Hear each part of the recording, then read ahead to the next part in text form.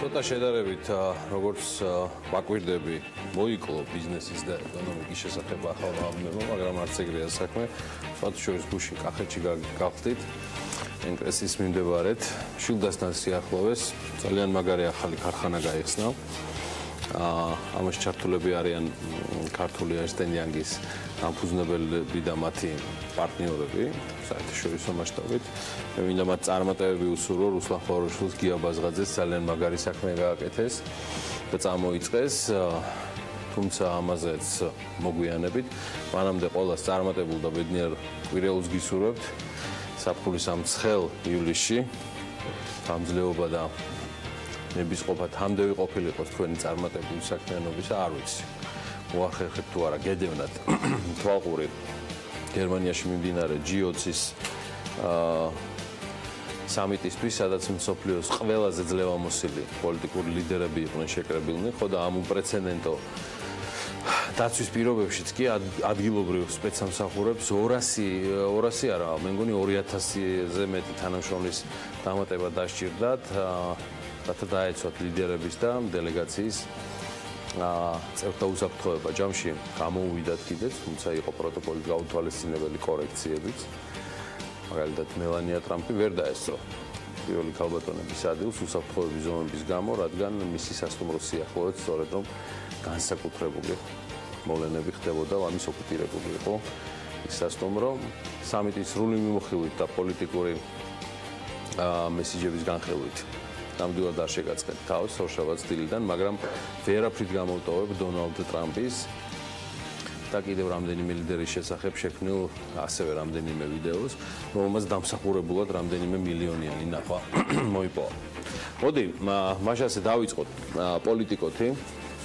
ყველა მიცის ეს გვერდი, ვისაც მეტნაკლებად აინტერესებს ამერიკის და საერთაშორისო პოლიტიკური ვითარება. პოლიტიკო მოამზადა 7 ფაქტი, 7 ვიდეო და არც ერთი მათგანი არ არის ნამდვილად გამოსატოვებელი. მე ვთხოვ საეთეროს, რომ თუ არის შესაძლებლობა, რომ თავიდან დავიწყოთ, იმიტომ რომ ჩამონათვალში ცოტა პროლოგი გამიგზელდა და შესაბამისად თუ გამოვა ეს ამბავი, რომ ჩვენ თავიდან დავიწყოთ ამისათვლა, ეს არის სწორედ კანადის ლიდერის ჯასტინ ტრუდოს ოჯახური კადრი თვითმფრინავის ტრაპზე, სრულიად განსხვავებული ლიდერი და დამოკიდებულება.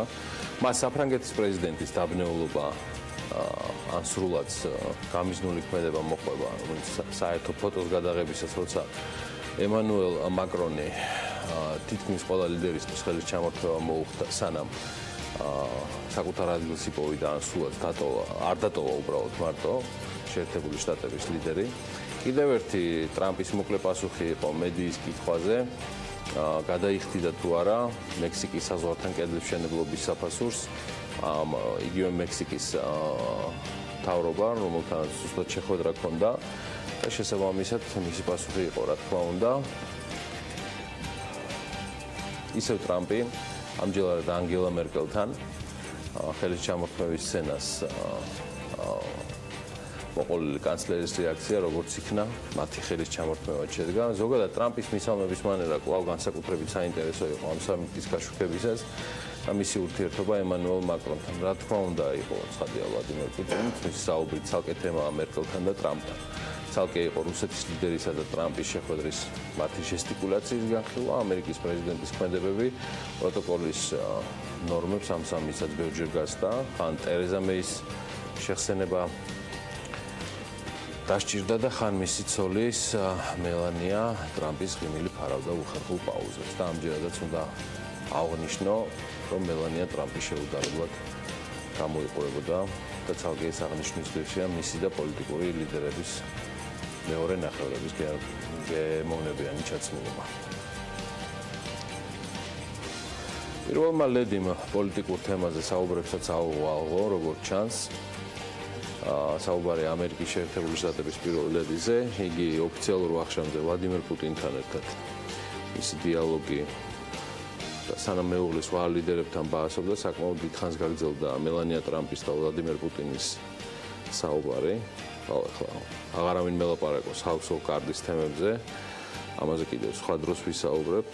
ეს უკვე მეორე კადრია, რომელმაც ფაქტიურად თვალწინ დამიყენა სიუჟეტი და პერფორმანსი House of Cards-დან. ცალკე სიუჟეტები მომზადდა ტრამპისა და პუტინის პირველი შეხვედრისას, მათი მისალმების ნაწილზე პირისპირ დიალოგის წინ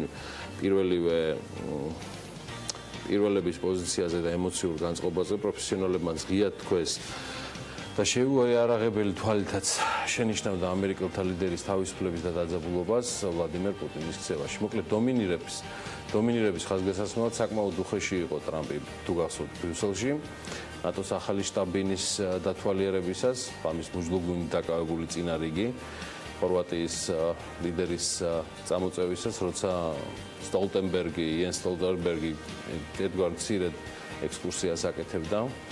ცოტა უხერხული სანახავი იყო, მოკლედ ბევრი საინტერესო იყო საყურებელი უცხოური მედიის და აღსანიშნავია მათი მუშაობის სტილი და შედეგები, რომელიც მაყურებლამდე აღწევა. თავად სამიტის შედეგები კი ვნახოთ როგორი იქნება. ახლა საქართველოს დაუბრუნდეთ და თემებს, რომელიც საქმიანი მაყურებლისთვის ორშაბათს დილიდან მოვამზადეთ. გასული კვირის ბოლოს პარლამენტის საბიუჯეტო ოფისმა მიმდინარე წლის ეკონომიკური ზრდის პროგნოზი 4.1% დაასახელა. ეს 0.1%-ით მეტია, ვიდრე საქართველოს მთავრობის მიერ წარმოდგენილ ანგარიშშია მითითებული, რაც შეეხება საშუალოვადიან პერიოდს. საბიუჯეტო ოფისის პროგნოზით 2018-2021 წლების ეკონომიკური ზრდის საშუალო ტემპი 5.3%-ია, რაც საქართველოს მთავრობის მიერ წარმოდგენილ ანალოგიურ მაჩვენებელზე ანუ 5.9%-ზე ნაკლებია. სხვათა შორის ამ რიცხვების გამოქვეყნება სულ რამდენიმე საათით დაასწრო აისეტის ანგარიშმა. აისეტის ეკონომიკური ზრდის დაჩქარებულ ტემპს, რომელიც გასულ თვეს დაფიქსირდა რეგიონში გაუმჯობესებულ ეკონომიკურ მდგომარეობას უკავშირებს, თუმცა აპრილში ეკონომიკური ზრდა 2.1%-მდე შემცირდა. მიუხედავად ამისა, აისეტის მეორე და მესამე კვარტალთან დაკავშირებით დადებითი მოუდინები აქვს და წლის მეორე კვარტალში მთლიანი შიდა პროდუქტის 5.8%-იანს, ხოლო მესამე კვარტალში კი 6.9%-იანს დასელოდება. წლიურად აისეტი საქართველოში სცენარის მიხედვით 6.2%-იან, ხოლო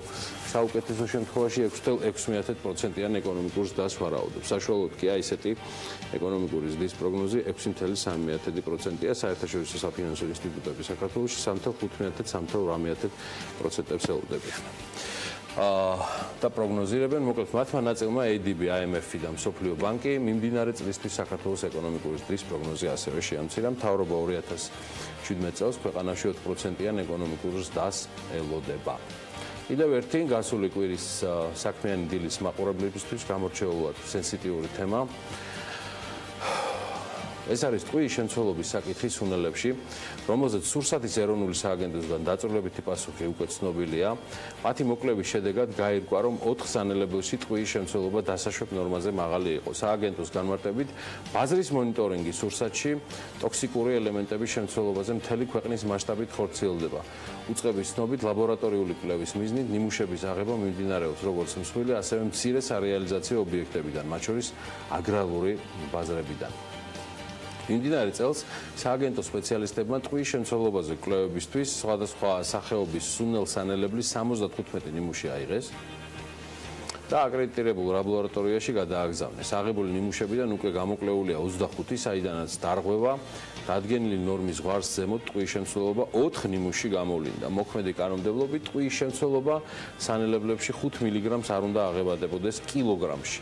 ჩატარებული კვლევით კი ტყუის დაშვებულზე მაღალი შემცველობა წითელი წიწაკის, მსრალი აჯიკის შემთხვევაში 2 სხვადასხვა საშინში და სუნელში გამოვლინდა.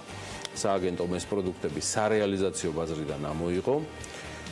ეს კარგია, მაგრამ ეს მხოლოდ 25 კონკრეტული მაგალითია და მნიშვნელოვანია გაირკვეს ამ სანელებლების წარმომავლობა, ადგილი, სადაც დაბინძურებული გარემოა, რომელიც ჯანმრთელობისთვის საშიში ნივთიერების მოხვედის წყაროდ იქცა. მე მივესალმები ანა ლაპიაშვილს, რომელიც ასეთ თემაზე უკვე მოგვიწევს ერთად გადავიდეთ სხვა თემებზე, უпростоრად ვთქვათ, რომ გადავიდეთ სხვა თემებზე. მივესალმები მაყურებელს. ამერიკის სურსათის ეროვნული სააგენტოს განცხადებასთან დაკავშირებით სხვათა შორის სააგენტომ აღნიშნა, რომ შეტყობინებამ 2015 წლის 9 სექტემბერს აქვთ მიღებული სანელებლებში ტყუის მაღალ შემცველობაზე და ქართული მხარე ამასთან დაკავშირებით ხაზს უსვამს, რომ სურსათის ეროვნულმა სააგენტომ მაშინ შეტყობინების მიღებისთანავე გაატარა შესაბამისი ღონისძიებები, შემოწმდა მაშინ ექსპორტიორი, ბიზნეს ოპერატორები და სარეალიზაციო ობიექტებიდან ძალიან ამოღებული იყო 29 ნიმუში, საიდანაც მაშინ ერთი დარღვევა გამოვლინდა. ტყუის შემცველობის დასაშვებ ნორმასთან თავსებადობაზე ასევე გარემოს ეროვნულმა სააგენტომ გაავრცელა მედიის აქტიურობის შემდეგ გასულ კვირაში განცხადება. პარასკევს უკვე ატმოსფერულ ჰაერში ტყუის რაოდენობის მნიშვნელოვან შემცირებაზე იტყობინებოდნენ ისინი. სააგენტო იუწყებოდა, რომ მაღალი საზოგადოებრივი ინტერესიდან გამომდინარე გარემოს ეროვნულმა სააგენტომ ატმოსფერულ ჰაერში ტყუის შემცველობასთან დაკავშირებით ინფორმაცია მოიწია და სააგენტო ჰაერში ტყუის შემცველობის მონიტორინგს 4 ქალაქში აწარმოებდა ჯამში. თბილისში 2008 წლიდან, რუსთავში, ბათუმსა და ქუთაისში 2014 წლიდან. მათი ინფორმაციით ამ კვლევების თანახმად 2016 წლის საშუალო მონაცემების მიხედვით 15 წელთან შედარებით ჰაერში ტყუის შემცველობა დედაქალაქში შემცირებულია 5-ჯერ, ბათუმში კი დაახლოებით 3-ჯერ, რუსთავში 2-ჯერ ნაკლებია, როდესაც მონიტორინგი დაიწყეს იმასთან შედარებით, ქუთაისში კი უმნიშვნელო შემცირება. მათივე ინფორმაციით ტყუის შემცველობის მნიშვნელოვანი კლების ტენდენცია 2017 წლის განმავლობაში, ანუ 5 თვის მონაცემებზე არის აქ საუბარი, ჯერ გრძელდება.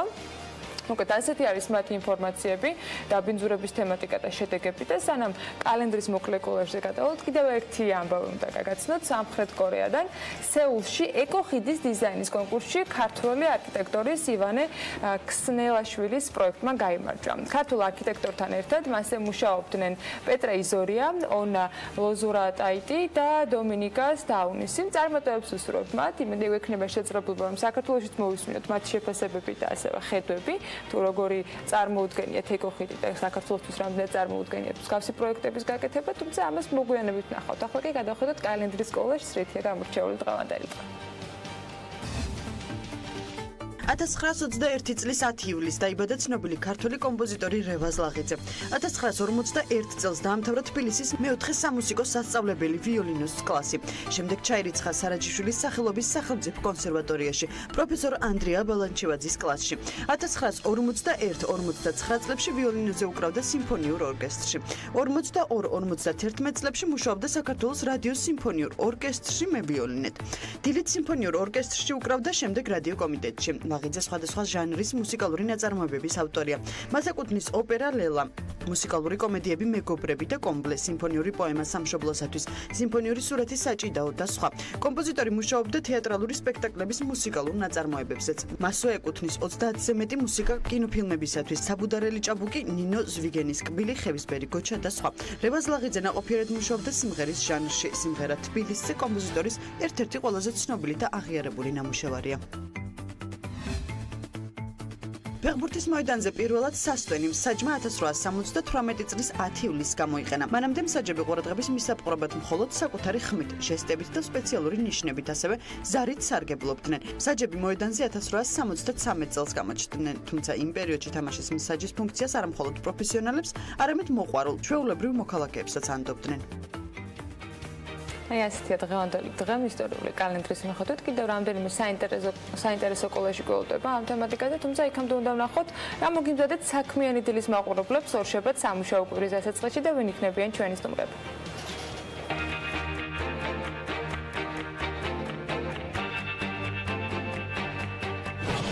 10 ივლისის საქმიანად დაწყებისათვის დილიდან ზრუნავენ ირაკლი ჩავლეშვილი, მზეთამზეს დამფუძნებელი, დავით წითლანაძე, მეგობრობის მარნის დირექტორი, ედიშერ ხიმშიაშვილი, ნოვას გაყიდვების და მარკეტინგის დირექტორი და ნაზი მაზანიშვილი, ნოვას საზოგადოებასთან ურთიერთობისა და მარკეტინგის მენეჯერი. გვესტუმრება ანდრია კაკაბაძე, მითების დეტექტორის ლაბორატორიის სტუდენტი, ლიკა ქარდავა, პროფეტი ჯორჯიაჯის დამფუძნებელი და მმართველი დავით ჯავახაძეს, ეკონომიკის სამინისტროს ტრანსპორტისა და ლოჯისტიკის განვითარების პოლიტიკის დეპარტამენტის უფროსის მოადგილეს უმასპინძლებს. დილა უნდა იყოს საქმიანი და რა თქმა უნდა ტევ პირველზე.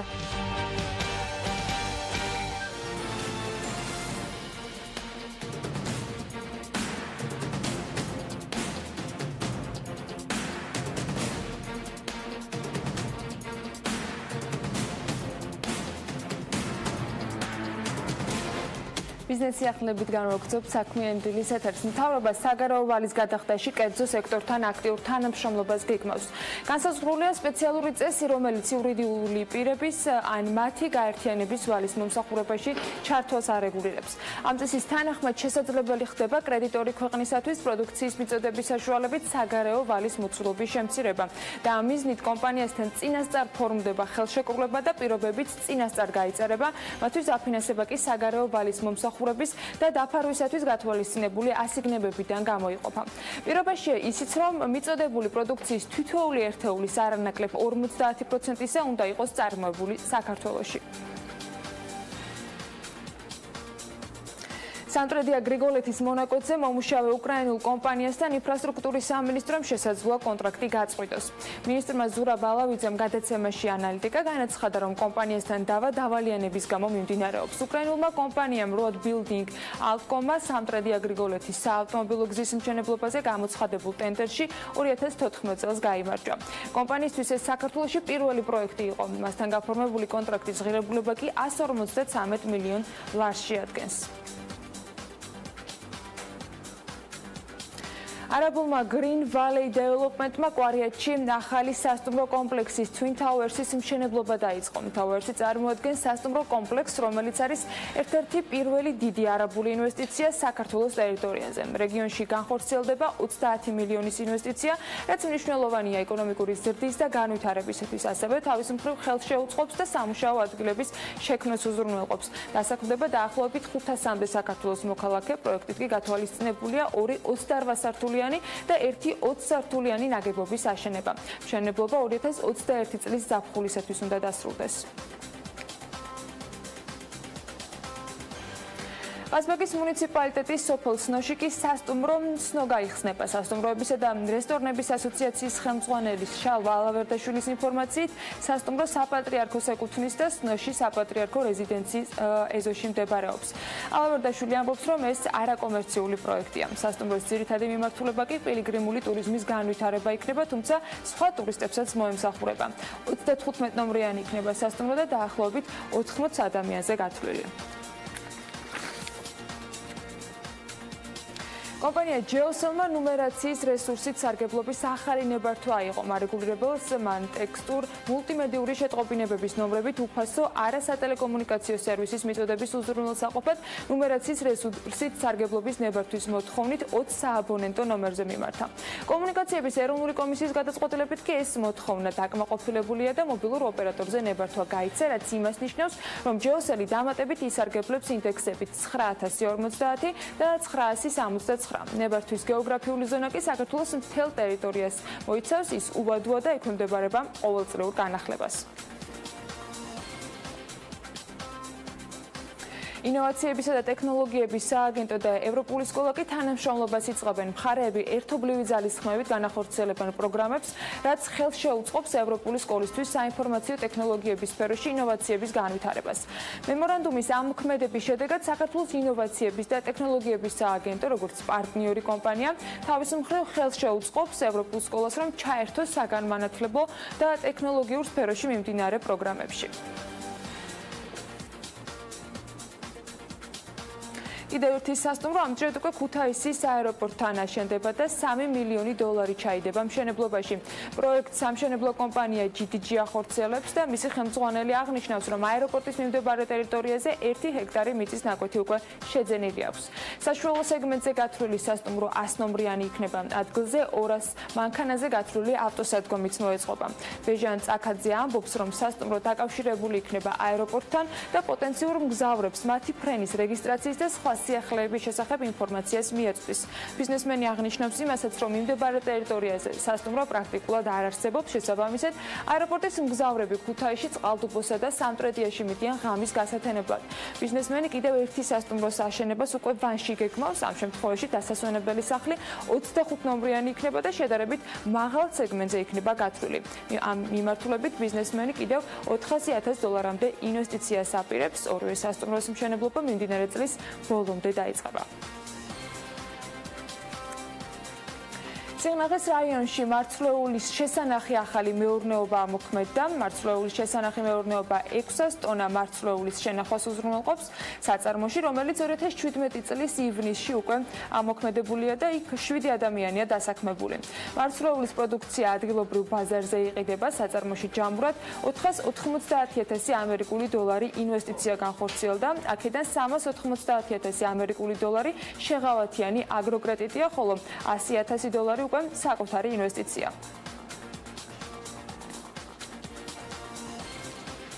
სოფლიო ბანკი აზერბაიჯანს თამბაქოს ნაწარმზე გადასახადების გაზრდას ურჩევს. მოწევასთან ბრძოლის მიმართულებით ბანკის წარმომადგენელი პატრისიო მარკესი მიიჩნევს, რომ ამ გზით ქვეყნის ბიუჯეტი გაზრდილ შემოსავალს მიიღებს. მეორეს მხრივ შემცირდება მწვეველთა რაოდენობა. ეს ეფექტები შეგვიძლია დავინახოთ შტატების, რუსეთის, ევროკავშირის, უკრაინის და ფილიპინების მაგალითზე, ციტირებს სააგენტო ABC-ზე მარკესი. მარკესი აღნიშნავს, რომ განვითარებულ ქვეყნებში მოსახლეობის მედიცინაზე დანახარჯების 6-დან 10%-ზე მოდის სწორედ მოწევით გამოწვეულ დაავადებების მკურნალობაზე.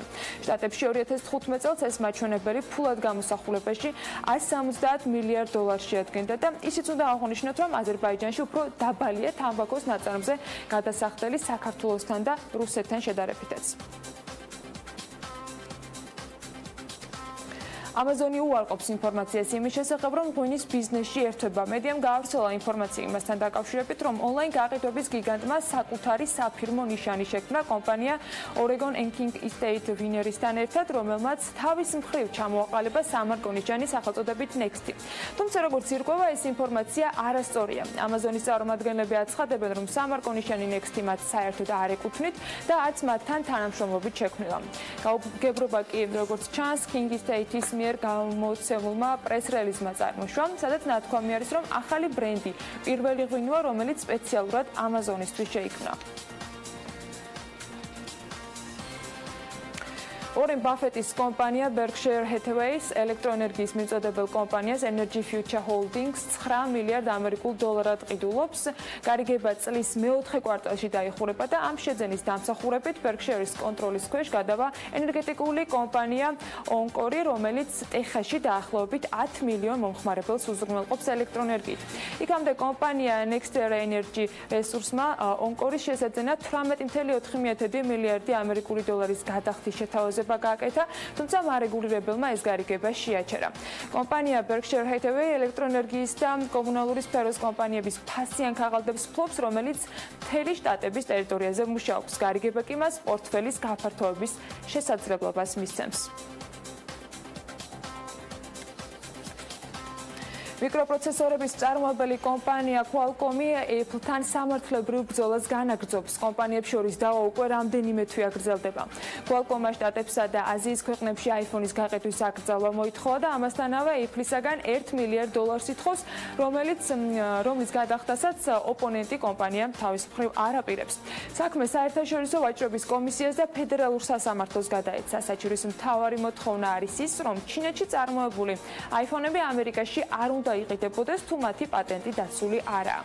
ამერიკული ჩიპების კომპანია ბრალსდებს Apple-ის, რომ მათი 6 ტექნოლოგიური პატენტი, რომლებიც iPhone-ების მნიშვნელოვანი მახასიათებლებია, დარღვევით და უსამართლოდ გამოიყენება, რადგან Apple მათი მუდმივი გამოყენებისათვის თანხას არ იხდის.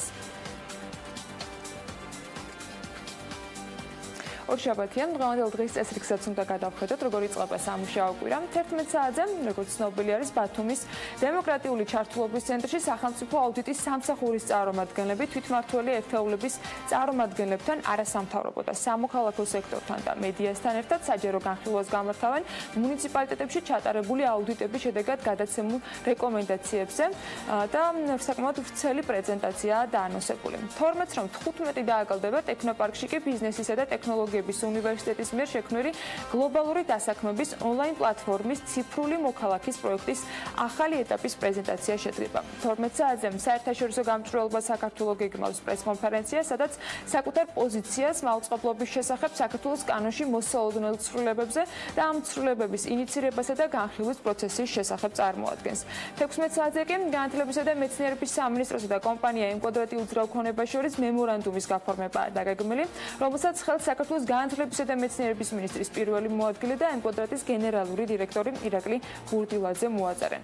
17 საათზე უკვე სივრცითი მოწყობისა და მშენებლობის კოდექსზე მიწვეულ ექსპერტებთან და დაინტერესებულ ჯგუფებთან ერთად პარლამენტის დარგობრივი ეკონომიკის და ეკონომიკური პოლიტიკის კომიტეტის სამუშაო შეხვედრა გაიმართება. აი ასეთი ამბები არის ორშაბათ დღეს. ამ ყველაფრის საქმის კურსში იქნებით, რა თქმა უნდა, ტელეპირველის და ბიზნეს მედია საქართველოს გადაცემების მაყურებლები და ახლა დრო არის რომ გავიგოთ რა ხდება სავალუტო ბირჟებზე.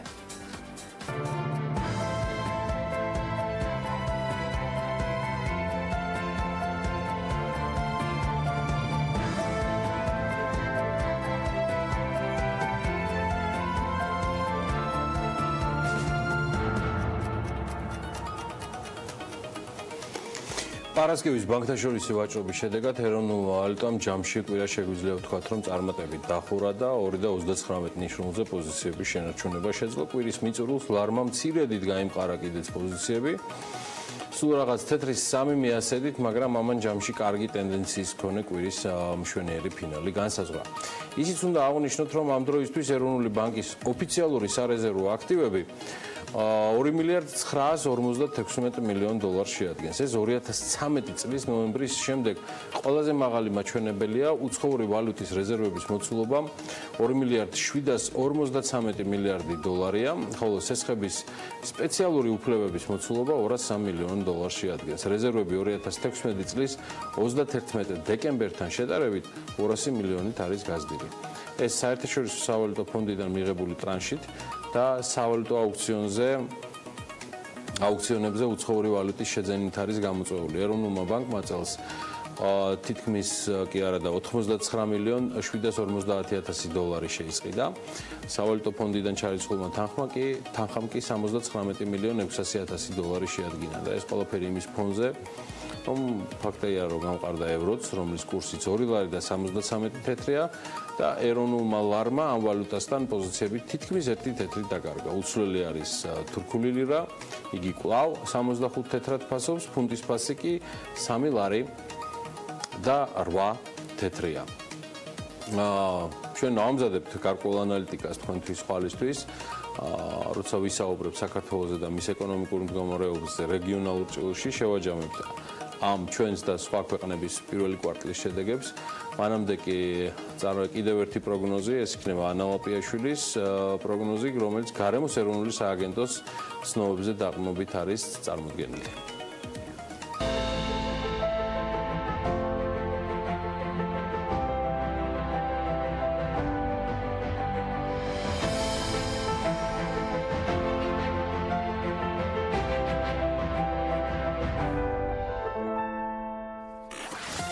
დღეების პრაქტიკის პიკურ მაჩვენებლებს ჯერ ვერ უახლოვდებით, თუმცა შედარებით დათბამ გარემოს ეროვნული სააგენტო იტყობინება, რომ ამინდი საქართველოში შავი ზღვის ჩრდილო-დასავლეთიდან მოქმედი გრილი და სამხრეთ რაიონებიდან გავრცელებული ცხელი ჰაერის მასების ურთიერთქმედებით არის განპირობებული.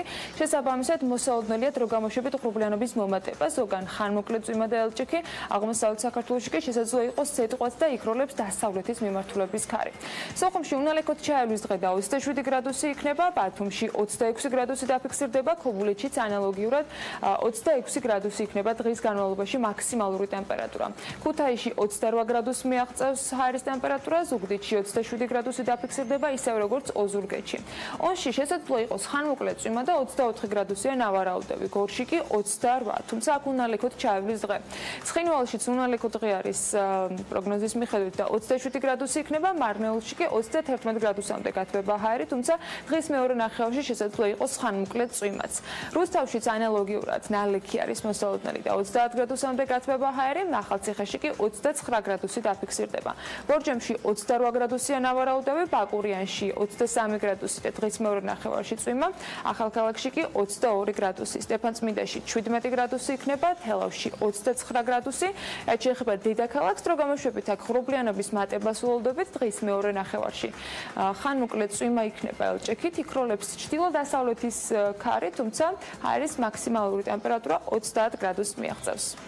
მადლობა ანას, არ დაგავიწევთ რომ გვიყურებთ ტელეპირველზე, გვისმენთ რადიო ჰერეთის და რადიო თბილისის საშუალებით 102 და 8 და 93 და 5. ჩვენ სარეკლამო პაუზის შემდეგ დაგიბრუნდებით უკვე სტარტაპერის რუბრიკით.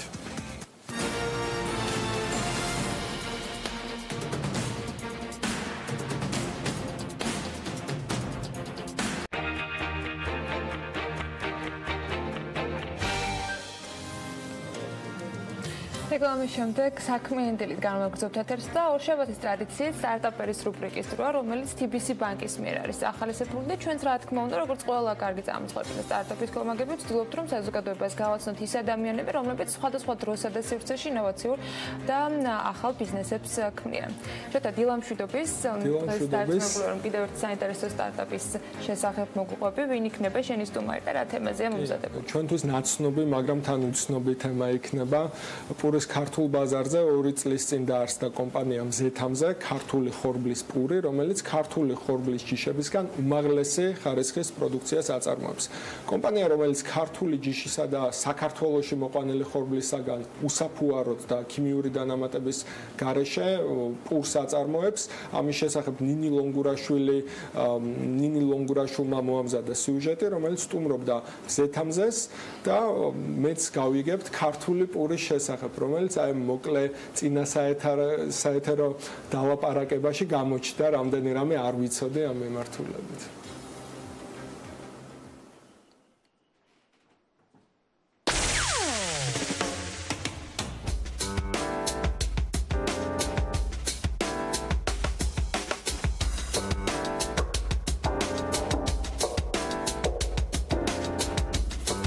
ხორბლისგან პურის, ისევე როგორც ყურძნისგან ღვინის მომზადება კაცობრიობის განვითარების ერთ-ერთი დიდი მიღწევა.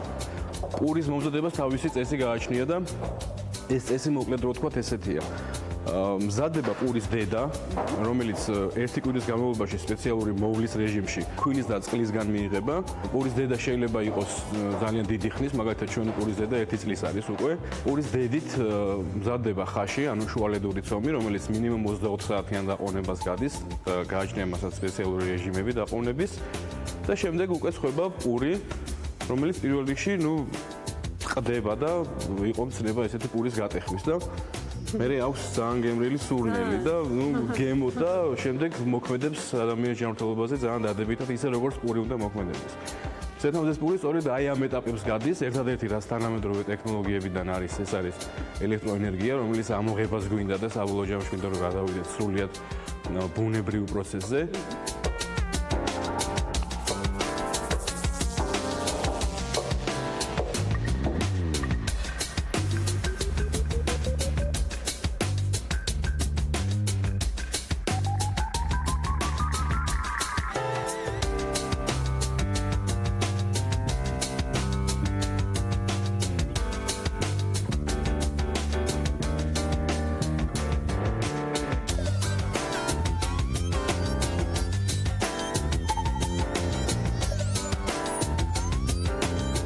წელია, რაც ასეთი მომხმარებელთან უშუალო კომუნიკაციის ფორმატით მზეთამზეს პური იყიდება. პირველ წელს გადავამუშავეთ 20 ტონა ხორბალი, მეორე წელს გადავამუშავეთ 50 ტონა და წელს უკვე ამ 2 წლის განმავლობაში უპრეცედენტოდ 1000 ტონა ხორბალი გვაქვს წინასწარ შესყიდული, რომლის გადამუშავებასაც ვაპირებთ და მომხმარებლებისთვის ნამდვილი ქართული ხორბლის პურის შეთავაზებას.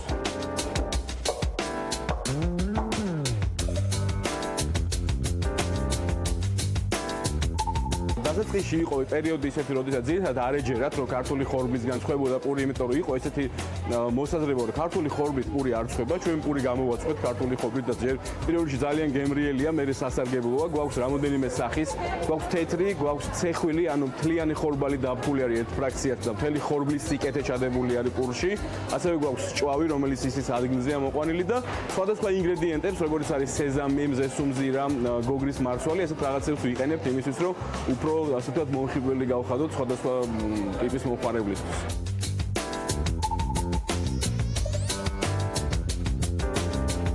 საიდან მოდის ახალი მზეთამზე? ორი ვარიანტია მაგისი რა. ერთი არის სოფელი მზეთამზე, სადაც დიდი წვეტის შემდეგ ერთ-ერთი პირველი სოფელი იყო, ვინც ქართული ჯიშის ხორბალი წითელი დოლი დათესა და მოიყვანა და ჩვენ მათგან ვიყიდეთ ეს მოსავალი და მეორე არის მზეთამზე სამყაროს ცენტრალური მზე, ანუ ყველა მზის მზე.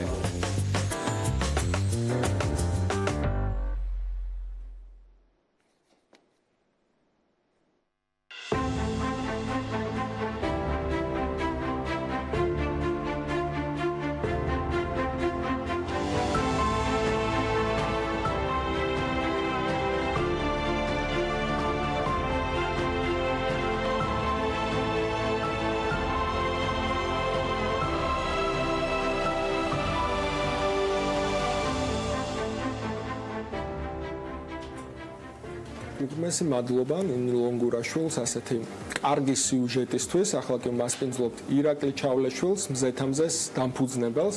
მინდა რომ ჯერ უშუალოდ თქვენს კომპანიაზე და თქვენს ბიზნესზე ვისაუბროთ, მერე კი ცოტათი ამ მთლიან ამ ინდუსტრიასაც შევეხოთ, იმიტომ რომ ჩემთვისაც და ალბათ ბევრი მაყურებლებისთვისაც ყოველდღიური შეხება გვაქვს ამ ინდუსტრიასთან, მაგრამ არ ვიცით როგორ არის მოწყობილი. ძალიან საინტერესო ინსაიტი იყო თავისთავად ის, რომ ქართული ხორბლისგან თურმე მითი იყო, რომ არ მზადდება პური და თქვენ წარმატებული ბიზნეს მოდელიც კი ააგეთ ამ ადრე დაწუნებულ, ასე ვთქვათ, ნედლეულზე.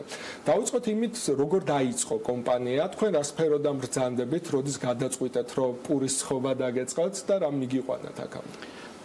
მოგესალმებით, მადლობა, რომ აქ ვართ და მოგვიწვიეთ და გაინტერესებთ ეს თემა. დავიწყე იქიდან, რომ მთელი ცხოვრება მოვაწეობდი საინფორმაციო ტექნოლოგიებში, არანაირი შეხება არ მქონდა სოფლის მეურნეობასთან და არც სურსათთან. ბოლო 2 წელი სანამ დავიწყებდით პურს ვიმუშავე სოფლის მეურნეობის სამინისტროში, ისიც ესე ვთქვათ, შემთხვევით არაფერი არ ხდება და ყველაფერმა მომიყვანა იქამდე, რომ პური, რომელიც მართლა ერთ-ერთი უმთავრესი კომპონენტია ჩვენს ცხოვრებაში, როგორც მისი პირდაპირი გაგებით, ასევე ფილოსოფიურად. როგორ მდგომარეობაშიც იყო პური, ჩავთვალე, რომ ეს გამოსასწორებელი იყო თან მით უმეტეს საქართველოში, რომელიც არა მარტო ვაზის ქვეყანა, არამედ პურის და ვაზის ქვეყანად მოიაზრებოდა. თქვენ სასურველი პროდუქტი რო ვერ იპოვეთ, გადაწყვეტეთ თავად გაგეკეთებინათ. სასურველი პროდუქტი რო ვერ იპოვე, გადაწყვეტეთ თავად გამეკეთებინათ. კი ბატონო, ასე იყო ზუსტად. როგორ არის, ანუ საწარმოო ციკლი რო აღვიწეროთ პურის, აი როგორ რა გზას გადის პური, სანამ დახლამდე მოხდება? პირველ რიგში ითესება. შემდეგ გადის მოვლის ეტაპებს თავის აგროვადებში, ვიღებთ მოსავალს, იფქვება და წვება. ეს ძალიან მოკლედ თქვი.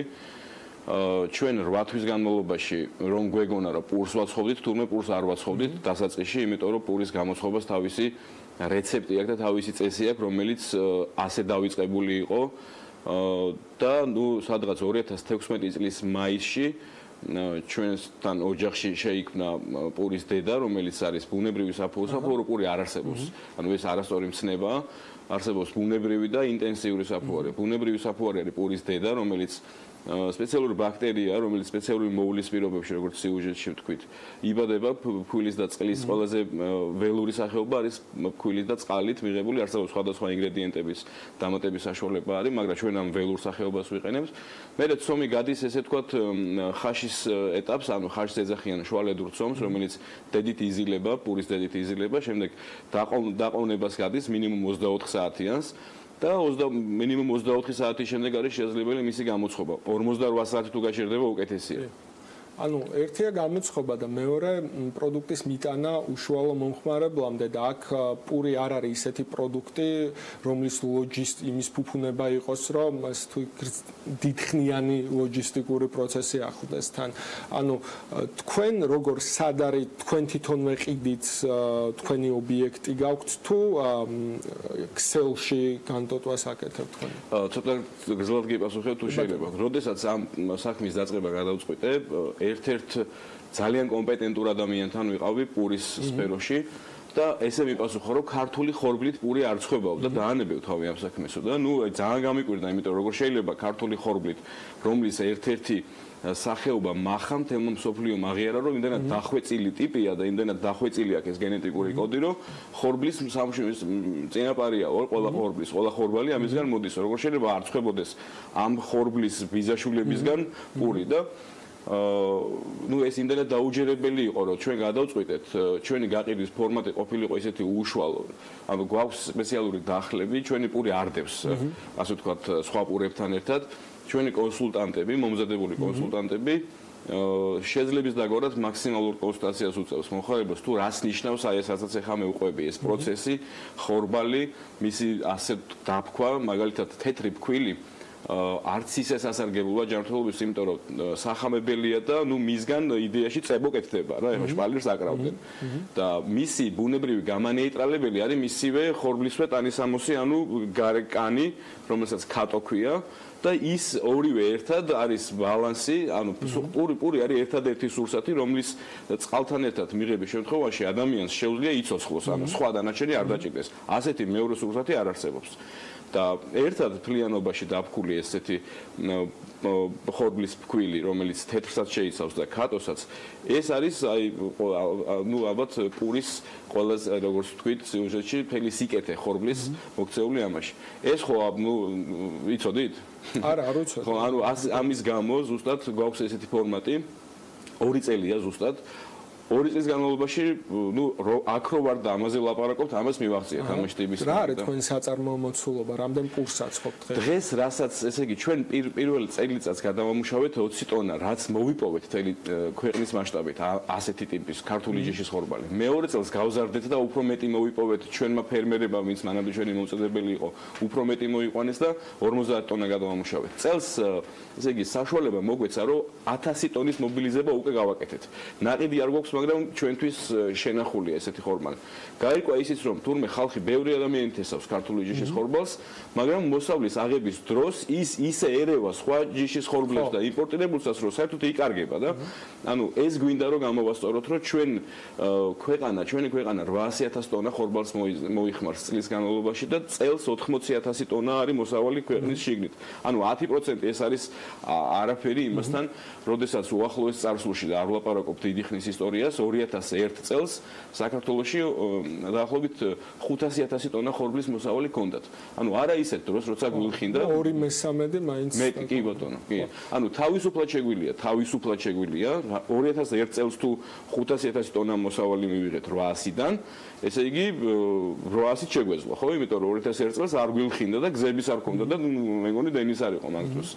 და ჩვენი კომპანიის მიზანიც ეს არის. რითი ახსნით, რატო არ არის ინტერესი, რომ აი აგრობიზნესის ამ მიმართულებით წავიდნენ და აკეთონ ნედლეული, რომელიც ამ ნედლეულს მაინც ყველა გამოვიყენებთ პირველადი მოხმარების საგანია, ასე ვთქვათ, ხო? პირველად მოხმარების პროდუქტი. რითი ახსნით არამოტივირებულობას თუნდაც ბიზნესმენების, რომ ბიზნესმენებიც ვინც farming ბიზნესია და არ ვიცი სხვადასხვა ასე ვთქვათ სხვადასხვა ნაყოფებზე ითხოვენ სუბსიდირებას, იმით ხსნიან, რომ ასე ვთქვათ არ არის პროდუქტი, რომელიც უნდათ რომ შექმნან და მოხდება დახელზე ნედლეულიდან დაწყებული და ბოლომდე საწარმოო პროცესში გავლილი დამზადება აქ. რატო არ არის ინტერესი? რთული საპასუხოა რა, შეიძლება ვერ ამოვწუროთ ახლა მე და თქვენ ამ 10 წუთში. მაგრამ როგორც მინიმუმ რაც პირველი ვთქვი, კომპეტენტური ადამიანები ამბობენ, რომ ამ ხორბლით ჩვენი ჯიშის ხორბლებით პური არ ცხება. ჩვენ ეს მოსავალი წელს მიღებული მოსავლის რამოდენიმე ნაწილი შევამოწმოთ ლაბორატორიულად და ლაბორატორიებმა ესე გვითხრეს, რომ ასეთი მაჩვენებლები აქვს წებოგვარა და რაღაცები, რომელიც პურის გამოცხობის აუცილებელია, ასეთი მაჩვენებელიო ბუნებრივად, ანუ დანამატების გარეშე არ გვინახავსო დიდი ხანიაო. ანუ ეს იმას ნიშნავს, რომ გაუკვირდეთ, რომ რა დანამატი არ უნდა ამას არანაირი დანამატი, თვითონ ბუნებრივად აქვს ის და ესე იგი ესეთი ადამიანები, რომლებსაც ჭუა მოეკითხებათ თუნდაც პურის სფეროში და რომ იტყვის, რომ არ გამოდის ჩვენი ხორბლისგან პური, ნუ ეხლა გლეხისთვის, რომელიც ჯერ ისედაც უჭირს ადგომა და მუშაობის დაწყება, იმიტომ რომ ზოგადად ჩვენი პრობლემა არის ეს, რომ ჩვენ გჯერა რომ არ შეგვიძლია არაფრის გაკეთება და ამ დროს პირიქით შეგვიძლია და თან ისეთის შეგვიძლია. არის ამის ბევრი მაგალითი.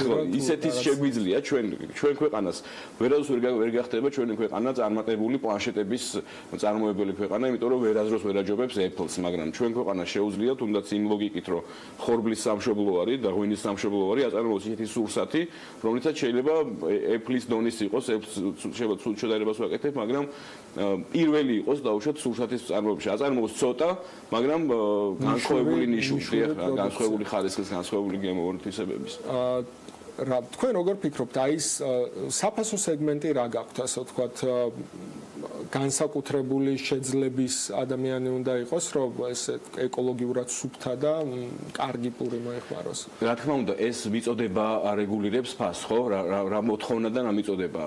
მიწოდება არ იყო, 20 ტონა რომ მოვიპოვეთ პირველ წელს, ეს იყო ძალიან ცოტა და შესაბამისად ძვირიც იყო. შემდეგ მეორე წელს იგივე ფასზე დავრჩით, მაგრამ ნუ ცოტათი მეტი 50 ტონა გადავამუშავეთ. წელს უკვე რადგან 1000 ტონის მობილიზება შევძელით, უკვე ფასი დაიწია ოდნავ, არავე მეტად 800-დან 1000 არაფერი არ არის, მაგრამ იმასთან შედარებით, რაც ჰქონდა წინა წლებში, ჩვენ შეგვიძლია უკვე დაახლოებით სექტემბრიდან დავიწყებთ ამ ხორბლის, იმიტომ რომ ამ ხორბლს დაყონება ჭირდება, რომ იმ კონდიციამდე მივიდეს, რომ დაიფქვას. სექტემბრიდან გვინდა უკვე არა ასეთი კომუნიკაციით და მხოლოდ გუდვილის ქსელში და რამოდენიმე წერტილში თბილისში, არამედ შევიდეთ სხვადასხვა სუპერმარკეტების ქსელებში, ცოტა განსხვავებული შეფუთვით, მაგრამ ჩვეულებრივად აღზეიდოს ჩვენი პური და შედარებით ნაკლებ ფასად გაიყიდოს, ვიდრე დღეს ეს იქნება. ანუ აი სამპირობით კატეგორიად რო დავყოთ პურის ბაზარი, შედარებით იაფასიან საშუალო და მაღალი საშუალო, კი, საშუალო. თუმცა ესეთი სტერეოტიპული მიდგომა, რომ თითქოს არ იყიდება ან იაფი და ან მაღალი და საშუალო არ იყიდება, მაგრამ ეს პურია.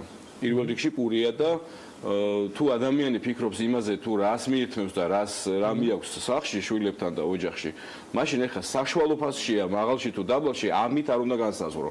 და ჩვენ გვინდა რომ მაქსიმალურად ხელმისაწვდომი გახდეს ეს პური როგორც გეოგრაფიულად, ისევე ფასით და ამიტომ შეძლების დაგვარად როგორც მოგცემს საშუალებას ხორბლის ფასი ქართულ ბაზარზე, შეძლების დაგვარად ხელმისაწვდომი გვინდა გავხადოთ ეს პური ყველანაირად, იმიტომ რომ ეს აუცილებელია რომ ყველამ მიირთმას, იმიტომ რომ პური თავარი. პური ჩვენი არსობის. ასეა ზუსტად. ყველა არ არის რა თქმა უნდა.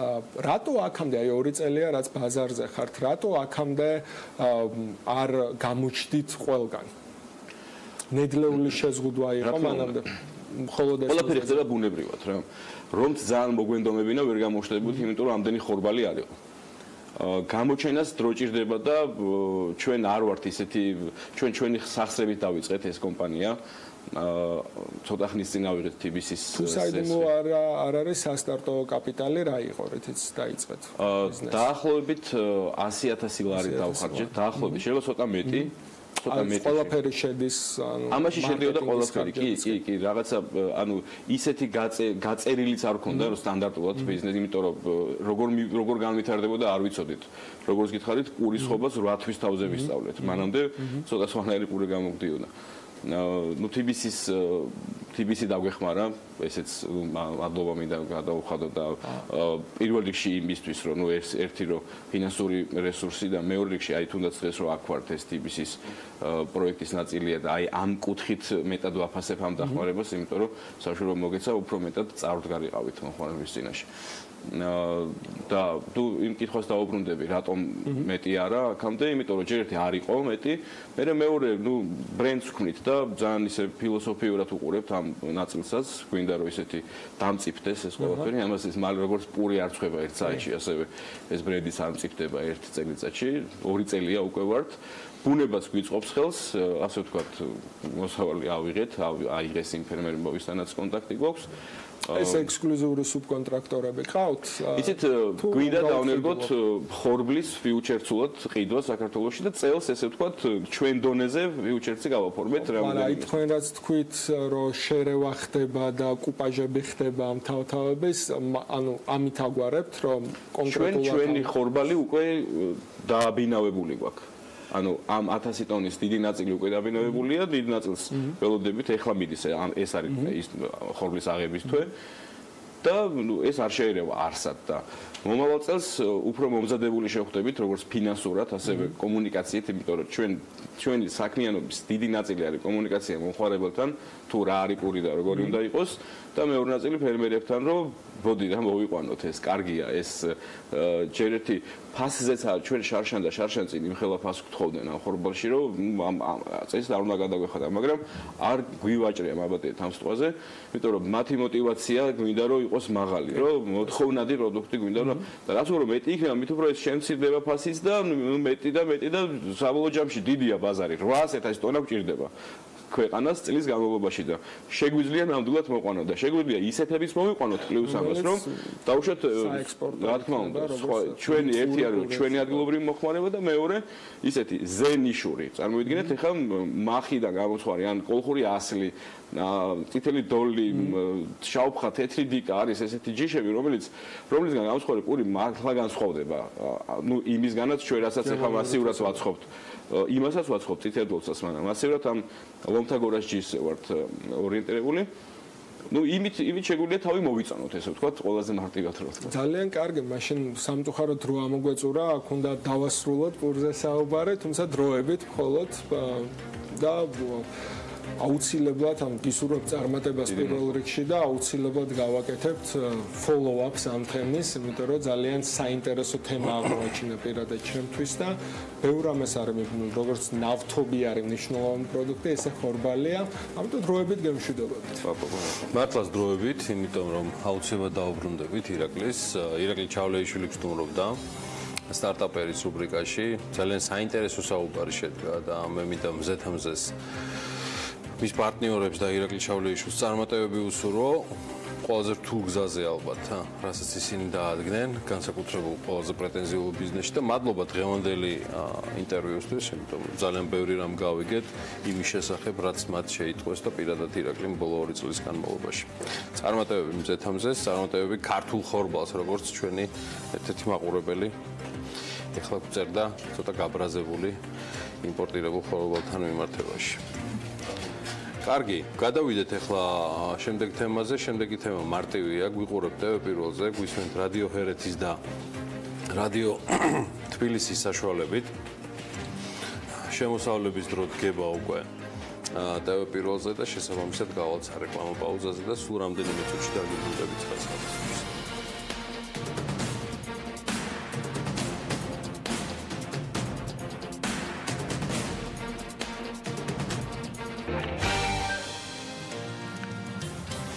დარწმუნებული ვარ ყველანი ასიამოვნები დარჩით კომპანია მზეთამზეთი და ირაკლი ჩავლეშვილით მე მაპატიოს ირაკლიმ და მისმა პარტნიორებმა და ყველა ჩვენმა მაყურებელმა და რადიო მსმენელმა არასწორად მოიხსენია მისი გვარი ირაკლი ჩავლეშვილი გსტუმრობდა დიახ ქალბატონებო და ბატონებო და ქართული ხორბლის პერსპექტივაზე პურის ცხობაზე ისაუბრა ძალიან ბევრი საინტერესო თემა იყო რომელსაც როგორც აღნიშნეთ შოთასთან ერთად აუცილებლად დაუბრუნდებით. ნუ კიდევ ერთხელ შეგახსენებთ იმას რომ გვიყურებთ Pirveli-ზე, გვისმენთ რადიო ჰერეთის და რადიო თბილისის ტალღებზე FM 93 და 5 ეს არის რადიო თბილისი და FM 102.8 რადიო ჰერეთი.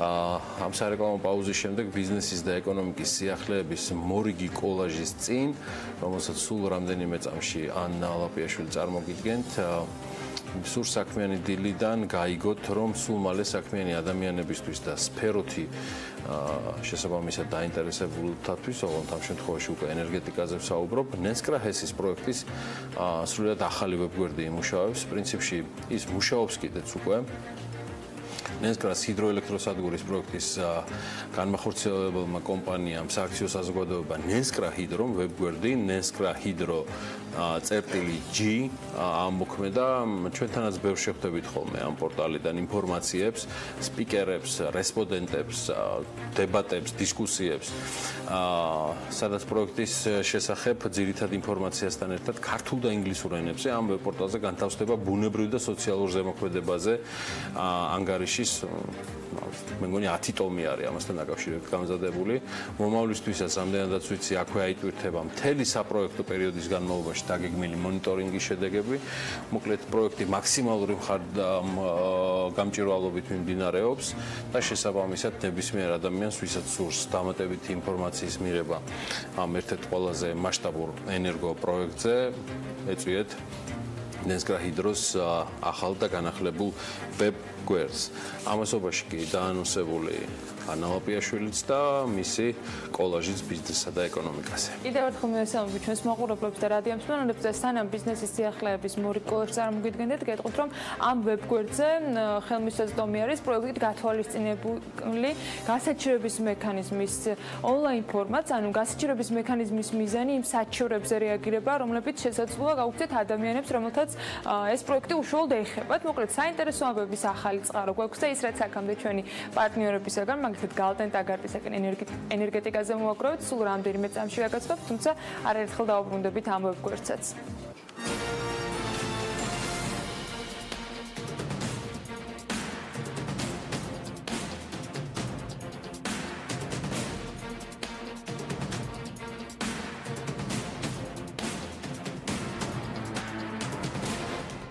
მაისში ელექტროენერგიის საბალანსო ფასი საქართველოში 16.8%-ით შემცირდა და კილოვატ-საათზე 3.9 ამერიკული დოლარი და ცენტი შეადგინა. გალტენ ტაგარტის ინფორმაციით საბალანსო ბაზარზე ჯამური მიწოდებული ელექტროენერგიის მხოლოდ 7.2% ივაჭრებოდა, დანარჩენი ვაჭრობა კი ორმხრივი ხელშეკრულებების საფუძველზე მოხდა.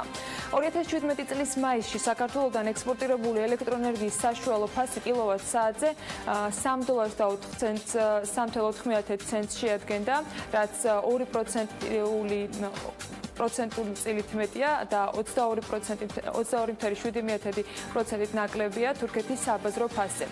მაისის თვეში საშუალო საბაზრო ფასი თურქეთში კილოვატ-საათზე იყო 4.4 ცენტი, რაც 12.9%-ით აღემატებოდა საქართველოში საბალანსო ელექტროენერგიის ფასს. ელექტროენერგიის ექსპორტი კი მაისში წლიურად 5.4%-ით არის გაზრდილი და 200.1 გიგავატ-საათი შეადგინა. ექსპორტის ძირითადი მიმართულება თურქეთი იყო, რომელიც წლიურად 38.1%-ით გაზრდილ მაჩვენებელს აფიქსირებს. 2016 წლის შედარებით დაბალი ბაზიდან გალტენ ტაგარტის ინფორმაციითვე თურქეთის მიმართულებით უმსხვილესი ექსპორტიორები იყვნენ 89 მეგავატიანი ფარავანხისის მფლობელი საქართველოს ურბან ენერჯი და ახლად აშენებული 47.9 მეგავატიანი ხელვაჩაური ჰესის მფლობელი კომპანია აჭარ ენერჯი 2007. რუსეთის მიმართულებით ექსპორტი შემცირებულია 22.6%-ით და ჯამური ექსპორტის 31.6% შეადგენს. ექსპორტი სომხეთში გაზრდილია 14.1%-ით და ჯამური ექსპორტის 25.8% შეადგენს, ხოლო ექსპორტის დანარჩენი მოცულობა გახორციელდა უკვე აზერბაიჯანის მიმართულებით 9%-ზე აქვს საუბარი. რუსეთის და აზერბაიჯანის მიმართულებით კი ესკო იყო ერთადერთი ექსპორტიორი, ხოლო სომხეთში ექსპორტი გაიყო ესკოსა და საქართველოს საერთაშორისო ენერგეტიკულ კორპორაციას შორის. ესკომ სომხეთში ექსპორტი განახორციელა 2017 წლის თებერვალ-აპრილის პერიოდში სომხეთიდან იმპორტირებული ელექტროენერგიის სანაცვლოდ. და კიდევ ერთი მაისში ჰიდროგენერაციამ თითქმის სრულად დააკმაყოფილა ელექტროენერგიაზე მოთხოვნა და მთლიან მიწოდებაში 99.1% შეადგინა. ისევ გალტენ ტაგარტის ინფორმაციით ახალი ქარის ელექტროსადგურის გამომუშავების წილი მთლიან მიწოდებაში იყო 7%, ხოლო იმპორტისა და თბოსადგურების ჯამურმა გენერაციამ მხოლოდ 2% შეადგინა. მაისის თვეში ადგილობრივი გენერაციის 19% გავიდა ექსპორტზე. ჯამური ჰიდროგენერაცია გაიზარდა მხოლოდ 1.3%. დერეგულირებული სადგურების ჯამური წარმოება კი გაზრდილია წლიურად 38.7%, საიდანაც 29.9% პუნქტი ამ კატეგორიაში 2016 წლის ბოლოს დამატებული მსხვილი ჰიდროელექტროსადგურების ინტეგრირების შედეგია, ხოლო დანარჩენი 9.2% პუნქტი კი კარგი ჰიდროლოგიური პირობების. ამავდროულად ენგურის და ვარდნილის წარმოება შემცირებულია 1.7%-ით, დანარჩენი რეგულირებული სადგურების კი 10%-ით. რაც ზამთრის პერიოდში ცუდი ჰიდროლოგიური პირობების შედეგად რეზერვუარებში წყლის დაბალი დონით აიხსნება. გარანტირებული სიმძლავრის საფასური კი წლიურად შემცირდა 12.9%-ით და შეადგინა 64 ცენტი კილოვატ-საათზე. 2017 წლის მაისში კი გარანტირებული სიმძლავრე შესაბამისი სტატუსის მქონე თითქმის ყველა წყარო მიაწოდა სრული თვის განმავლობაში, გარდა მესამე ბლოკისა, რომელშიც რემონტი მიმდინარეობდა.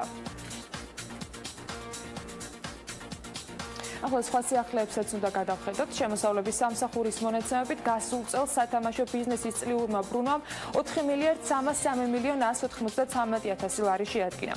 ოფიციალურ სტატისტიკაზე დაყრდნობით სათამაშო ბიზნესში გაცემული ნებართვების და შემოსავლების შესახებ ინფორმაციას პარლამენტში შექმნილი ის სამუშაო ჯგუფი ავრცელებს, რომელიც სათამაშო ბიზნესის რეგულირებაზე მუშაობს.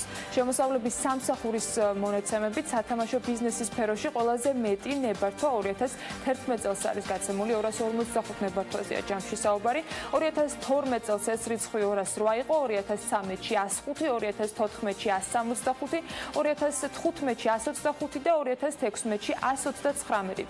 2017-ში 60 შეადგენს აზარტული და მომგებიანი თამაშობების ნებართვის მქონე გადამხდელების მოგებისა და საშემოსავლო გადასახადის წლიური დეკლარაციის მიხედვით კი სათამაშო ბიზნესის ბრუნვა ბოლო წლების განმავლობაში მზარდია.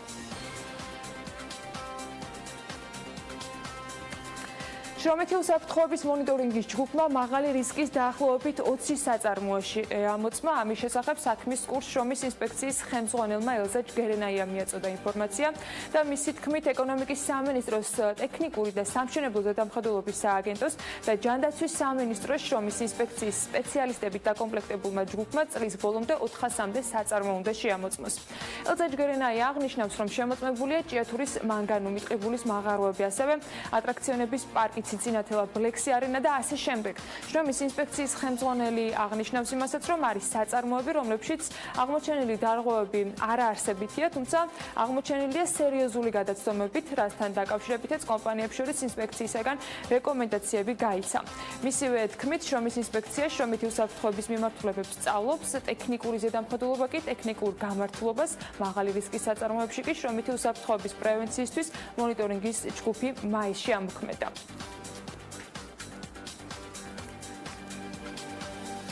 მიმდინარე წლის 6 ივლისს რედმა ვირტუალური რეალობის სმარტფონი წარმოადგინა. მოწყობილობა შეუძლია ორგანზომილებიანი კონტენტი გადაიყვანოს ჰოლოგრაფიულ სამგანზომილებიანში და ეს ყველაფერი ყოველგვარი სპეციალური სათვალის თუ სამაგრის გარეშე. სიახლე მწარმოებელს $1200 აქვს დაფასებული, ხოლო ტიტანის ვერსია $1600 ამერიკული დოლარი ეღირება. ეს არის პირველი ჰოლოგრაფიული სმარტფონი ინდუსტრიაში, რომელიც Android ოპერაციულ სისტემაზე მუშაობს. სმარტფონის შექმნა 3 წელზე მეტი დრო დასჭირდა. ჰოლოგრაფიული კონტენტი კი რედის საკუთარი არხიდან იქნება ხელმისაწვდომი, სადაც შევხვდებით როგორც ფილმებს, ასევე თამაშებს. რაც შეეხება მუსიკას, მოწყობილობის ალგორითმი სტერეო ხმას ექსპანსიურ მრავალგანზომილებიან აუდიო ფორმატში გადაიყვანს და ინფორმაციით, რაც წინასწარ ვიცით, შეკვეთები უკვე დაწყებულია. პირველი პარტია კი 2018 წლის დასაწყისში იქნება მხოლოდ და მხოლოდ ხელმისაწვდომი. ეკრანის დასამზადებლად კი არსებული შეზღუდვების გამო შეკვეთების მიღება ლიმიტირებული რაოდენობით მოხდება. თუმცა, როგორც უკვე აღინიშნა, სმარტფონის გამოსვლის პერიოდში ფასები შეიცვლება და ის სავარაუდოდ კიდევ უფრო გაიზრდება. ახლა კიდევ ერთ რეიტინგს უნდა გადავხედოთ, ოღონდ საავტომობილო ნაწილში. 2017 წლის პირველ კვარტალში მსოფლიოში 18,9 მილიონი მსუბუქი ავტომობილის წარმოება მოხდა, რაც 5,8%-ით მეტია გასული წლის ანალოგიურ პერიოდთან შედარებით. მსოფლიოს ყველაზე მსხვილი ავტომწარმოებელი ქვეყნის ტიტული კვლავ ჩინეთს აქვს შენარჩუნებული. ჩინეთის ქარხნებში მიმდინარე წლის პირველ 3 თვეში 6,100,000 მსუბუქი ავტომობილის წარმოება მოხდა. მეორე პოზიციაზეა იაპონია 2,2 მილიონი ავტომობილით, მესამეზე კი გერმანია 1,5 მილიონი ავტომობილით. სხვათა შორის მოულოდნელი აღმოჩნდა მეოთხე ადგილზე ინდოეთის დაწინაურება, რომელმაც ავტოწარმოების ერთბაშად 10%-იანი ზრდა აჩვენა.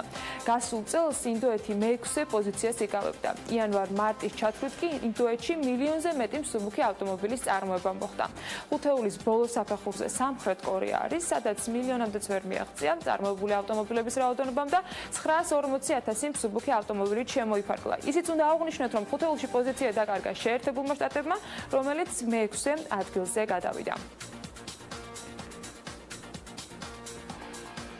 და ისევ ამერიკა, ივნისში ამერიკის ეკონომიკაში 222,000 სამუშაო ადგილი შეიქმნა, რაც პროგნოზირებულზე მაღალი მაჩვენებელია. ქვეყანაში უმუშევრობის მაჩვენებელი 4,4%-ია. 2001 წლის შემდეგ ეს ერთ-ერთი ყველაზე დაბალი მაჩვენებელია სხვათა შორის. ბოლო წლებში ამერიკის შეერთებულ შტატებში უმუშევრობის მაჩვენებელი ყველაზე მაღალი 2009-ში იყო.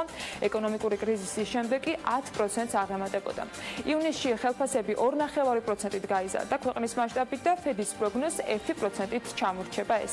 ამასთან ადამიანების რიცხვებისაც სრულ განაკვეთზე სურთ მუშაობა 8.6%-მდეა გაზრდილი. ეს მონაცემები და არა მხოლოდ საკმაოდ მნიშვნელოვან ამბებს მოიცავს, შეთას უკვე საერთაშორისო სავალუტო მიმოხილვა და ამ მონაცემების შემდეგ ვფიქრობ, რომ უკვე დრო არის გავიგოთ რა ხდება საერთაშორისო სავალუტო ბაზარზე.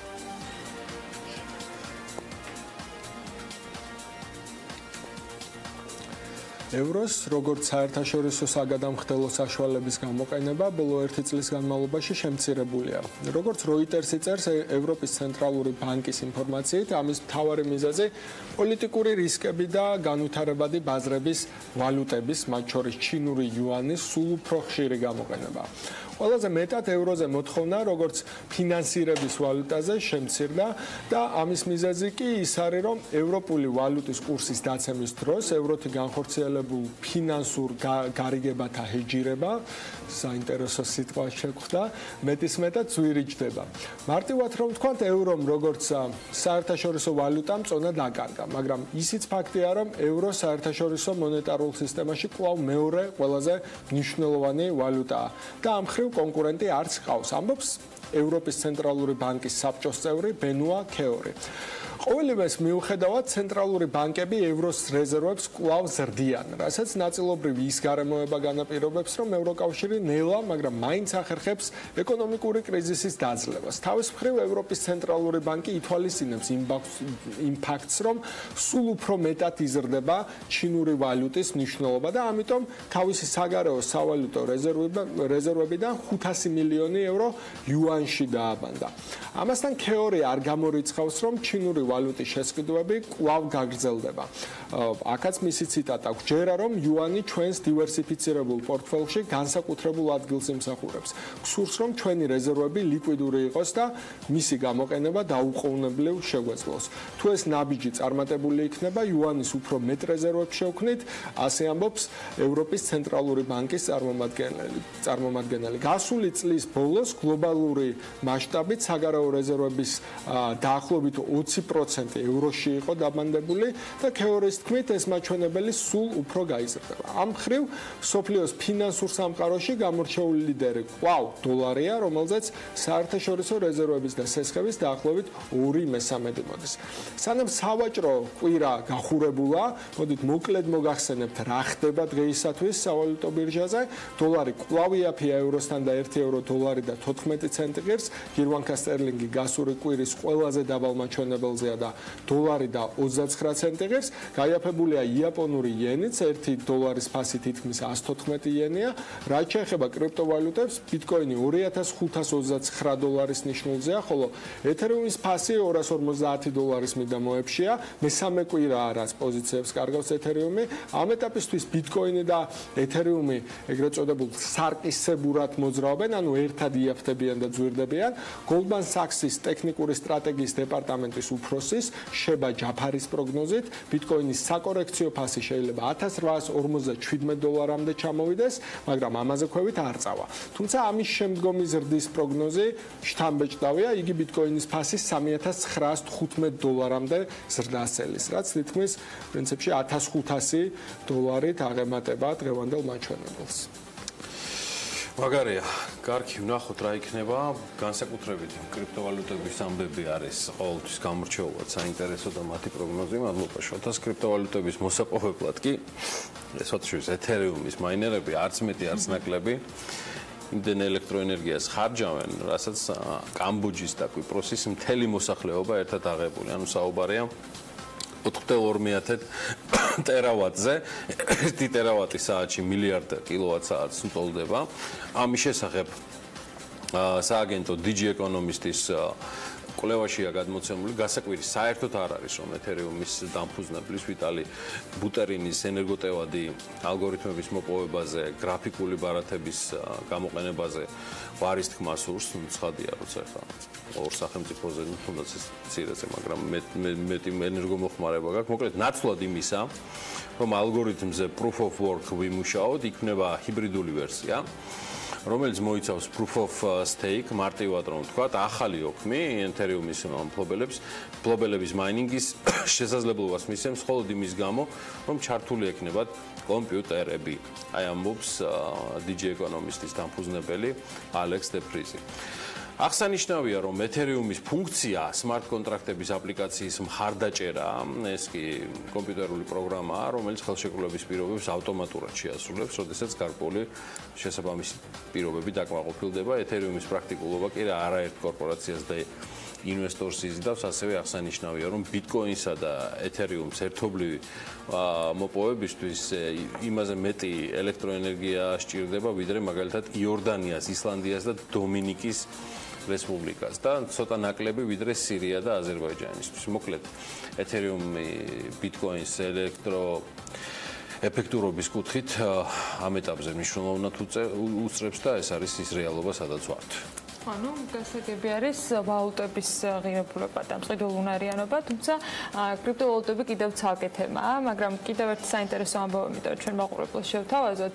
ამ შემთხვევაში უკვე საკითხი ეხება თავად რაში მოვიხმართ ამ თანხებს და რა გვიჯდება ის ყველაფერი, რაც ეს თანხები უნდა გადავიხადოთ. 2016-17 წლების განმავლობაში მსოფლიო ეკონომიკაში მომხდარი ცვლილებების და ძვრების შედეგად, რომელზეც გასული წლის განმავლობაში სხვათა დაკურებებს აწარმოებდნენ და ზომავდნენ, მსოფლიოს ზოგიერთ ძალიან ძვირფას ქალაქში ცხოვრება გაცილებით გაიაფდა და დაფიქსირდა, რომ შედარებით უფრო მარტივი არის იქ ცხოვრება. მსოფლიოს მასშტაბით უამრავი ქვეყანა ცდილობს, რომ გაუწიოს წინააღმდეგობა ეკონომიკურ ზრდას და ფინანსური სტაბილურობა მოიწიოს და ამ პრობლემის კიდევ უფრო გამწვავების მიზეზი გეოპოლიტიკური კრიზისები ხდება. განსაკუთრებით კი ახლო აღმოსავლეთის რეგიონში. შესაძლოა ამის მიზეზი იყოს საერთაშორისო პოლიტიკის ცვლილებები, ან ექსპორტისა და იმპორტის თანაფარდობის ცვლილებებიც, ან კიდევ საერთოდ სავალუტო გაცვლითი კურსის ვარდნა.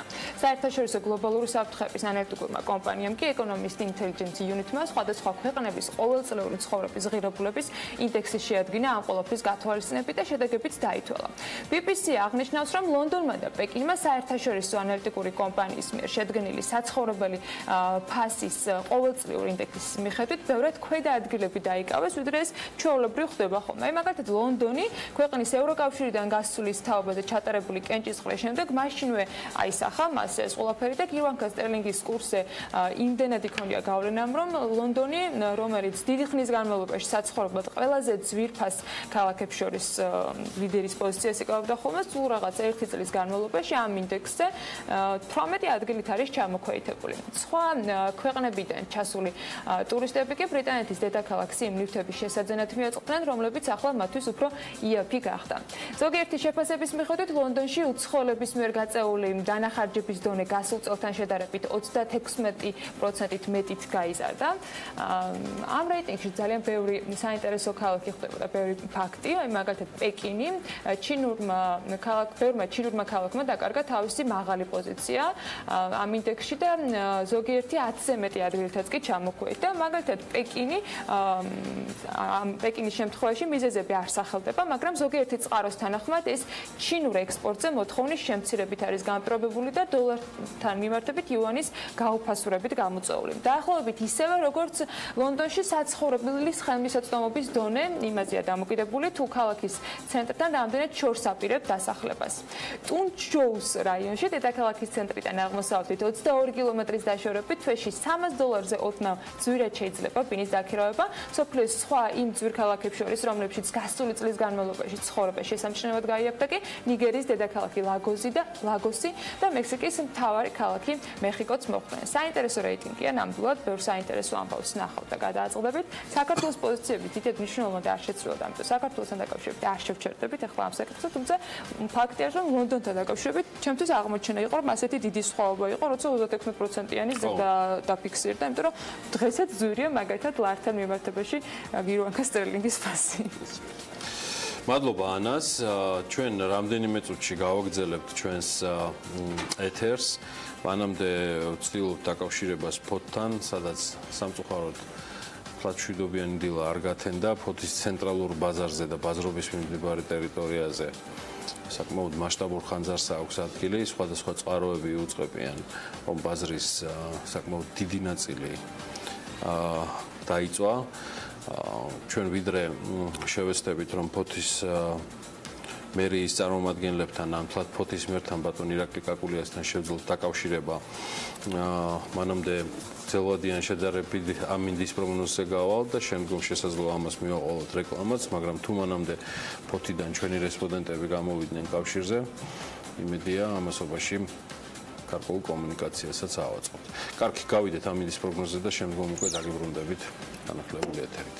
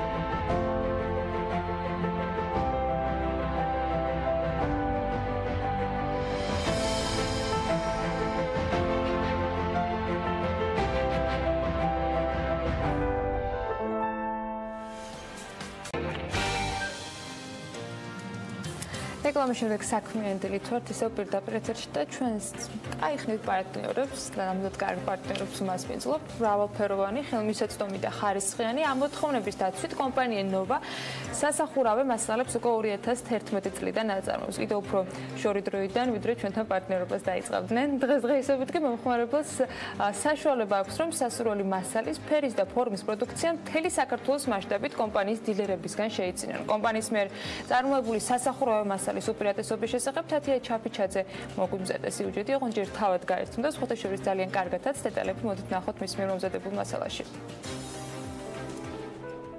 სახურავების მრავალფეროვანი არჩევანი, ხელმისაწვდომი ფასი და გადახურვის სიმარტივე. ეს ის ძირითადი უპირატესობებია, რომელსაც კომპანია ნოვა საკუთარ მომხმარებელს სთავაზობს. Ქვის გემოვნებაზე და კლიმატურ პირობებზე მორგებული მასალის, ფერის, ზომისა და ფორმის სახურავებს კომპანია თბილისის და ბათუმის ფილიალებში აწარმოებს, თუმცა მისი შეძენა დროის უმოკლეს ვადაში მთელი საქართველოს მასშტაბით ნოვას დილერებთან არის შესაძლებელი. 2011 წლიდან თბილისში დაიწყო ფუნქციონირება პატარა საამქრო, სადაც უკვე დავიწყეთ ჩვენივე პროდუქციის წარმოება, სახურავების, თავისი სასახურავი აქსესუარებით და ნელ-ნელა ვანაცვლებით იმპორტს ჩვენი წარმოებით, რამაც დღეისთვის და უკვე დიდი ხანია, დაახლოებით 3-4 წელია სრულიად ჩაანაცვლა უკვე სახურავის იმპორტი. გაზრდილი მოთხოვნიდან გამომდინარე კომპანიამ სულ ცოტა ხნის წინ ადლიის ფილიალი გახსნა. ამ დროისთვის თანამედროვე ტექნოლოგიით მეტალოკრამიტის პროფილირებული ფენილის, გოფრირებული თუნუქის და სწორი ხუთწლოვანი სასახურავე მასალის წარმოება მიმდინარეობს. მეტალოკრამიტის ფორმები განსხვავებულია, დიზაინი კი მომხმარებლის გემოვნებაზეა დამოკიდებული. დადგა მოთხოვნა იმისა, რომ გაფართოებულიყო წარმოება და როგორც მოგეხსენებათ, 2017 წლისთვის უკვე გაიხსნა ადლის საკმაოდ დიდი წარმოება, სადაც უკვე 2011 წელთან შედარებით საკმაოდ გაზრდილია ასორტიმენტი, როგორც სახურავის სხვადასხვა ფორმებში, ასევე მის აქსესუარებში. ვცდილობთ ბაზარზე ვიყოთ კონკურენტნარენები, გქონდეს ხარისხიანი პროდუქცია, გქონდეს დაბალი ფასი, არა მხოლოდ ქართულ ბაზარზე, არამედ მთლიან რეგიონში. ის რომ კომპანია ბაზარზე კონკურენტუნარიანია, წარმოებული პროდუქციის რაოდენობაც მოწმობს. ხოლო 2016 წელს ნოვამ 18000 ტონის სასახურავე მასალის რეალიზება მოახდინა, საიდანაც 15000 ტონა ადგილობრივ ბაზარზე გაიყიდა. დანარჩენი 3000 ტონამდე კი ნედლეულის სახით იმპორტზე გავიდა. დღეისათვის ბაზარზე გვიჭირავს 40%-ზე მეტი ჩვენს პროდუქციას. თვითონ ჩვენს შიგნით რეალიზაციაში, სადღაც სასახურავს და თლიანად თუნუქის წარმოებას, როგორც მოთხოვულის, ასევე ფერადის, უჭირავს 50%-ზე მეტი. სასახურავე მასალის იმპორტს კომპანია ძირითადად თურქეთიდან, ყაზახეთიდან და ჩინეთიდან ეწევა. წარმოების ხაზი კი ყოველწლიურად მოთხოვნიდან გამომდინარე ახლდება. გარდა ამისა, ნოვა საკუთარ მომხმარებლებს სხვადასხვა ტიპის აქციებითაც ანებიურებს. ამ ეტაპზე კომპანიას ტურისტული ბიზნესის მქონე პირებისთვის უპრეცედენტო შეთავაზება აქვს.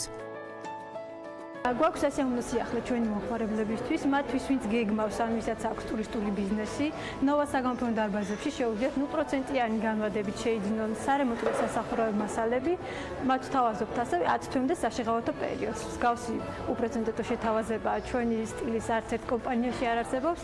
იმედია, ამ სიახლით ნამდვილად გავაავსებთ და გავახარებთ ჩვენს მომხმარებლებს. სამშენებლო მასალების იმპორტიორი და მწარმოებელი კომპანია ნოვა ქართულ ბაზარზე 2007 წლიდან მოღვაწეობს. ამ დროისთვის კომპანიაში 235 ადამიანია დასაქმებული. ესეთი ამბებია ნოვას თავს და ორჯერ 10 მაგათ და რავი ძალიან ბევრჯერ ვართ ჩვენ ამაყნე იმითი რომ დღე პირველიდან ნოვა ის კომპანია იყო რომელიც ბიზნეს მედია საქართველოს და ტევპიროს დაუდგა გვერდში შემიძლია დავადასტურო მხოლოდ რომ ნოვა გაცილებით ადრე დაიწყო ვიდრე საერთოდ ტევპირველი შეიქმნება და ჩვენ ტელევიზიას რაც 3 წლისაა ნოვა კიდევ როგორც სიუჟეტში აღინიშნა პირველ ნაბიჯებს 2007-2008 წლებში უკვე გავდა მიესალმები და სანამ მიესალმები ჩვენ სტუმრებს მინდა კარგი, რა ხან თქვი. მიესალმებიო ედიშერ ხიმშიაშვილი, ნოვას გაყიდვების და მარკეტინგის დირექტორი და ნაზი მაზანიშვილი, ნოვას საზოგადოებასთან ურთიერთობისა და მარკეტინგის მენეჯერი, ნაზის დამსახურება ყოფილა, მეც ახლა შევიტყე. იმ კლიპის ფაქტიურად ავტორია, რომელსაც ტელეპირველის ეთერში აქტიურად ხედავთ. ქვევრის მოტივებზე, რომელმაც საუკეთესოდ აღადგინა ეს ყველაფერი, რაც შეიძლება ყოფილიყო, ქვევრთან დაკავშირებული სიტუაცია და მადლობა თქვენ ხართ ჩვენთან ერთად დილა მშვიდობის. მადლობა თქვენ დილა მშვიდობის. ბოლოს ქონდა ადლის ფილიალიდან საკმაოდ საინტერესო ჩართვა, რომელსაც გიორგი გახარიაც სტუმრობდა და საკმაოდ საინტერესოდ ვისაუბრეთ ამ თემასთან დაკავშირებით.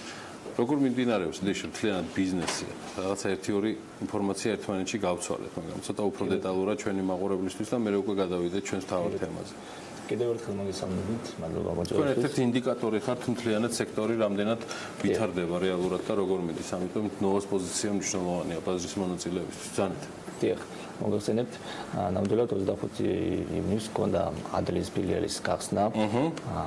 ესე იგი, ერთი სიტყვით შეიძლება ითქვას, რომ უფრო ის იყო გაფართოება ჩვენი ბიზნესის, გაფართოება ასორტიმენტის კუთხით, გაფართოება ასორტიმენტის როგორც მასალებში, ასევე თვითონ პროდუქციის კუთხით, რაც გულისხმობთ, აი, მაგათაც საუბარი აქ ძირითადად გადასახურ მასალებზე და ემატა როგორც ფერთა არჩევანი, მაგათაც გადასახურ მასალებში, ასევე გაიზარდა ასორტიმენტი, გაიზარდა ზოგადად წარმოების ხაზების რაოდენობა და ემატა რამდენიმე წარმოების ხაზი და ასათვისებელი არის კიდე რამდენიმე პროექტი. ამ პროექტში ჩვენ არაერთხელ ვახსენეთ და კიდე მინდა ძალიან დიდი მადლობა გადაუხადო აწარმოებს საქართველოში სახელმწიფო პროექტს, რომელიც დაგვეხმარა პრაქტიკულად, რომ შეგვექმნა ესეთი ბუმბერაზი საწარმო საქართველოს დონეზე, საქართველოს მასშტაბისთვის ნამდვილად უპრეცედენტო მოცულობის საწარმო გაიხსნა და დიდი მადლობა ეკონომიკის სამინისტროს, დიდი მადლობა ბატონ გიორგი გახარეს, რომელიც პირადად გვესტუმრა და გაგვახარა თავისი სტუმრებით, რაც კიდევ ერთხელ დაადასტურა, რომ ისინი ზრუნავენ ბიზნესის განვითარებაზე. რაც შეეხება სტრატეგიას, ჩვენ მომხმარებელს საწარმოს, ახალი საწარმოს გახსნით შევთავაზებთ უფრო მაღალი ხარისხის პროდუქციას, უფრო დიდ არჩევანს, უფრო დიდ ასორტიმენტს გადასახურულ მასალებში. ჩვენ მომხმარებლისთვის გასაკეთებელი იყოს კომპანია ნოვა აწარმოებს პროფილირებული სახურავის, ასევე მეტალოკრამიტის ფორმის სახურავის. რითია განსაკუთრებული? ამ სიახლეში რას გულისხმობთ, როცა მრავალფეროვნებაზე აკეთებთ აქცენტს, იმიტომ რომ თლად ხა მართლა ამ ახალი საწარმო ხაზებით არ დაწყებულა გადასახური მასალის წარმოება ნოვას მხრიდან. დიახ, სიახლეს როგორც გითხარი, წარმოადგენს ფორმები, თვითონ გადასახური მასალების ფორმები და გარდა ამისა ფერთა გაზრდილი არჩევანი. თავიდან როცა კომპანიამ დაიწყო წარმოება, პრაქტიკულად მოთხოვნადი იყო მხოლოდ ორი ფერი. შემდგომ უფრო თანდათან გაიზარდა მოთხოვნა მომხმარებლების და ამაში ჩვენ წვლილი შევიტანეთ, იმიტომ რომ მომხმარებლებს შევთავაზეთ განსხვავებული ასორტიმენტი, განსხვავებული ფერი, განსხვავებული დიზაინი, რამაც პოპულარობა გამოიწვია და გაიზარდა როგორც მომხმარებელთა ინტერესი, ასევე კომპანიის შიდა ასორტიმენტი ბაზრის ინტერესებიდან გამომდინარე. რაც შეეხება განსხვავებულობას, რა შექმნა ამ საწარმომ ახალი ისეთი, რომელიც აქამდე არ ჰქონდა, ეს არის პირველ რიგში განახლებული დანადგარები, რომელიც ხელს უწყობს უფრო სწრაფად და უფრო დახვეწილი ფორმებით გაკეთდეს იგივე სასახურავო მასალები, რომლებსაც რა თქმა უნდა ადრეს ვაწარმოებდით. მაგრამ გაიზარდა გადამუშავების მოცულობა, გაიზარდა ხარისხი და შემცირდა ესე რომ ვთქვათ დანახარჯები, რომლებიც შეიძლება გაუმართავეს საწარმოებში. წინა თქვენი სტუმრობისასაც, ბატონი ზვიადის სტუმრობისასაც ყოველთვის აღნიშნავდი, რომ თავარი უპირატესობა კიდევ მიღმა იმისა, რაც წედი შებზანებ, არის ის, რომ ნოვა მიყვება ფეხდაფეხ მომხმარებელთა გემოვნებას და მოთხოვნებს, რომელიც დროთა განმავლობაში ნელ-ნელა და საკმაოდ სერიოზულად იხვეწება. მგონია, რომ ამაში არის თქვენი კონკურენტული უპირატესობა ადგილობრივი წარმოების გარდა. ნამდვილად, მაგალითად მეტალოკრამიტის შემთხვევაში ამ დრომდე თუ გქონდა ერთი სახის, ერთი ფორმის მეტალოკრამიტის სახეობა, ამჯერად ჩვენ თავაზობთ უკვე სამი ფორმის მეტალოკრამიტ, პროფნასტილეს ასე ისმება, პროფნიდებული ფენილი, უფრო სწორად ქართულად რომ ვთქვათ, პროფნასტილის შემთხვევაში სამი ფორმა გვაქვს უკვე. სამი ფორმა იქიდან გამომდინარე განსაზღვრეთ, რომ საქართველოში გვაქვს მაღალმთიანი რეგიონები, სადაც დიდი თოვლობა და მაღალი ნალექი იცის, ამიტომ მომხმარებლებს მივეცით საშუალება, რომ აირჩიონ მაღალღარიანი პროფნასტილის სახურავი, რომელიც გათვლილია უკვე მაღალმთიან რაიონებში დიდი თოვლობის დროს და დიდი საწარმოებისთვის, სადაც თქვათ სახურავზე გადაადგილება უწევთ. თუ ეს არჩევანი არ შევთავაზეთ მომხმარებლებს და თუ ეს ინფორმაცია მათ მომხმარებლამდე არ მივიტანით, ფაქტიურად ისინი არიან ინფორმაციულ ვაკუუმში და არც ექნებათ საშუალება, რომ შეიძინონ მსგავსი სახის პროდუქცია და სათანადოდ გამოიყენონ. თქვენ რამდენჯერმე გაუსვით ხაზე, რომ ადგილობრივი წარმოება და ადგილობრივი ბაზრისთვის მასშტაბური და ასე შემდეგ ეპითეტებიც მოვისმინეთ, რაც მართლა გამონაკლისი შემთხვევაა, როცა საქართველოში ეს თქვა წარმოება, ბევრი ეგრეთ წოდებული success story, ანუ წარმატების ისტორია არ გვაქვს ამ მიმართულებით და თქვენი ასე თქვა კომპანია ამ თვალსაზრისით ნამდვილად საამაყოა. და ზუსტად აქედან გამომდინარე, მაინტერესებს ქვეყნის ფარგლებს გარეთ ამ მიზნებიც თუ არსებობს. აპირებთ ექსპორტს. მოგახსენებთ ამასთან დაკავშირებით. ჩვენ სიუჟეტში თქვენ ნახეთ, რომ ესეთი შინაარსის ტექსტი იყო. საქართველოში პრაქტიკულად აღარ შემოდის, საერთოდ აღარ შემოდის წარმოებული პროდუქცია იმას, რასაც ჩვენ ვაწარმოებთ, ანუ იმპორტი სრულიად ჩანაცვლა ადგილობრივი წარმოებით, რაც ძალიან მნიშვნელოვანია ქვეყნის ეკონომიკისთვის და კომპანიის სტრატეგიისთვის, მაგრამ რაც შეეხება ექსპორტს, ექსპორტზე ჩვენ დღესაც ვახორციელებთ პროდუქციის ექსპორტს, ნედლეული სახით, არა გადამუშავებული პროდუქციის სახით. მომავალშიც გავაგრძელებთ აუცილებლად უფრო აქცენტირებულები ვიქნებით ნედლეულის ექსპორტზე, მაგრამ რა თქმა უნდა, ექსპორტს განვახორციელებთ ჩვენ წარმოებულ პროდუქციებს, მაგრამ რაც შეეხება კონკრეტულად გადასახურ მასალებს, გადასახური მასალების გადამუშავებული სახით ექსპორტი საკმაოდ რთულია მის ტრანსპორტირებიდან გამომდინარე, აძვირებს პროდუქციის ღირებულებას და შესაბამისად უფრო ორიენტირებულები. მომხმარებელსაც არ არის კომფორტული. სასახურავი მასალის აქ ბოდი შედის ერთ-ერთი ძირითადი პლუსი, რომ ადგილზე დავამზადებინოთ არის ის, რომ სასურველი ზომის მიხედვით იჭრება სასახურავე მასალა და მოხმარებელს ფაქტურად დანახარჯი არა აქვს, ზედმეტი ხარჯი. იგივე პროფნასტური იმპორტის შემთხვევაში ეს აბსოლუტურად შეზღუდვები იყო ამასთან. ცხადია, სტანდარტი ზომები შემოდიოდა, იქიდან გამომდინარე, რომ რაღაცა 5 მეტრი და 20 სანტიმეტრზე და 5 მეტრსა და 20 სანტიმეტრზე. პირდაპირ იძახის მოცულობას. გვაძლევს სახურავის ნახას და ჩვენ უკვე ვუთვლით რა ზომის, რა ფორმის სახურავი დაჭირდება მისი აქსესუარებით. ჩვენ აუცილებლად ხაზმას უნდა გავაკეთოთ აქსესუარებზე, იმიტომ რომ სახურავი მხოლოდ არის გადასახური მასალები არ არის, ანუ აქ არის საუბარი უამრავი დასახელების აქსესუარებზე, რაც შეიძლება გამოყენებული იქნას სახურავისთვის. კომპანია ნოვა ყველა სახის აქსესუარს აწარმოებს, ესეთები არის მაგალითად მილები, რომლებიც გამოიყენება საწვიმარი ძაბრები, ასევე ეგრეთ წოდებული ჟოლობები და უამრავი აქსესუარი, რაც გადახურვის უჭირდება, ასე რომ ქართული მომხმარებელს სრული ასორტიმენტი შეიძლება შევთავაზოთ საქართველოს ნებისმიერ კუთხეში, ნებისმიერ რეგიონში და შეუძლია მომხმარებელი მოვიდეს, შეარჩიოს თავისთვის სასურველი ფორმა, თავის სასურველი ფერი და ძალიან სწრაფად უმოკლეს დროში მივაწვდით სრულ გამზადებულ პროდუქციას. მადლობა ედიშერ და ბოლო კითხვა ნაზისთან დამჩა მაინც 0%-იანი განაკვეთი განსაკუთრებით ტურისტული ბიზნესისთვის. 0%-იანი განადება ყველა სახის პროდუქციაზე გვაქვს ნოვას საგამოფენო დარბაზებში როგორც არა მხოლოდ ამ ბიზნესის წარმოება. უბრალოდ წამახალისებელი აქცია გავაკეთეთ ახლა ადამიანებისთვის, ვისაც მცირე ბიზნესი აქვს. ამ აქციაში მნიშვნელოვანი არის ის, რომ გარდა იმისა, რომ 0%-იანი განმავლობით იძენენ სასურველ პროდუქციას, 10 თვემდე საშეღავათო პერიოდი აქვს და წლის განმავლობაში შეუძლიათ 2 თვე აირჩიონ და ამ 2 თვის განმავლობაში გადაფარონ სრული თანხა, რასაც სარემონტო და სასახურავო მასალებისთვის გამოიყენებენ. იდეალური შეთავაზება. აღარაფერი აღარ უნდა ედიშერ ხიმშიაშვილის და ნაზი ხაზანიშვილის ამბების დამატებას. წარმატებები ნოვას, ის მაგალითი არის თქვენს წინაშე, ქალბატონებო და ბატონებო. მიღმა იმისა, რომ არის სუპერ წარმატებული საწარმო, რეალური შედეგი გახლავთ ის, რომ ზამასალების კუთხით სრულად ჩაანაცვლეს იმპორტი საქართველოში და თავარია ორიენტირებულნი არიან საექსპორტო ბაზარზე. წარმატებები ნოვას, უღრმესი მადლობა ედიშერ ნაზი სტუმრობისთვის. იმედი ამ ზაფხულში არ მოგვაწყენდა საკმაოდ საინტერესო ტივი გვექნება და საუბრები სხვადასხვა თემაზე. რადიკალურად განსხვავებული ეს კომერციული სფეროდან გადავდივართ არანაკლებ ნებათაღელვით ახსავსე სფეროში არაერთი სიუჟეტი წარმოვადგინეთ ანტიდასავლური პროპაგანდის სხვადასხვა მეთოდებზე, რომლებსაც მეზობელი რუსეთი მეტწილად იყენებს. ამჯერად კი კიდევ ერთი დეზინფორმაციის შესახებ მოგითხრობთ, რომელიც იუვენალურ იუსტიციას ეხება, კერძოდ კი ამა თუ იმ ქართული და რუსული წყაროების მიერ აღნიშნული იუსტიციის გაუსაბუთებელ დაკავშირებას სოციალური მუშაკების განუსაზღვრელ უფლებებთან. უფრო დაწვრილებით ვნახოთ ელენე ჩომახიძის, გიორგი ჟივიძისა და ლადო ცხადაიას მიერ მომზადებული მასალა.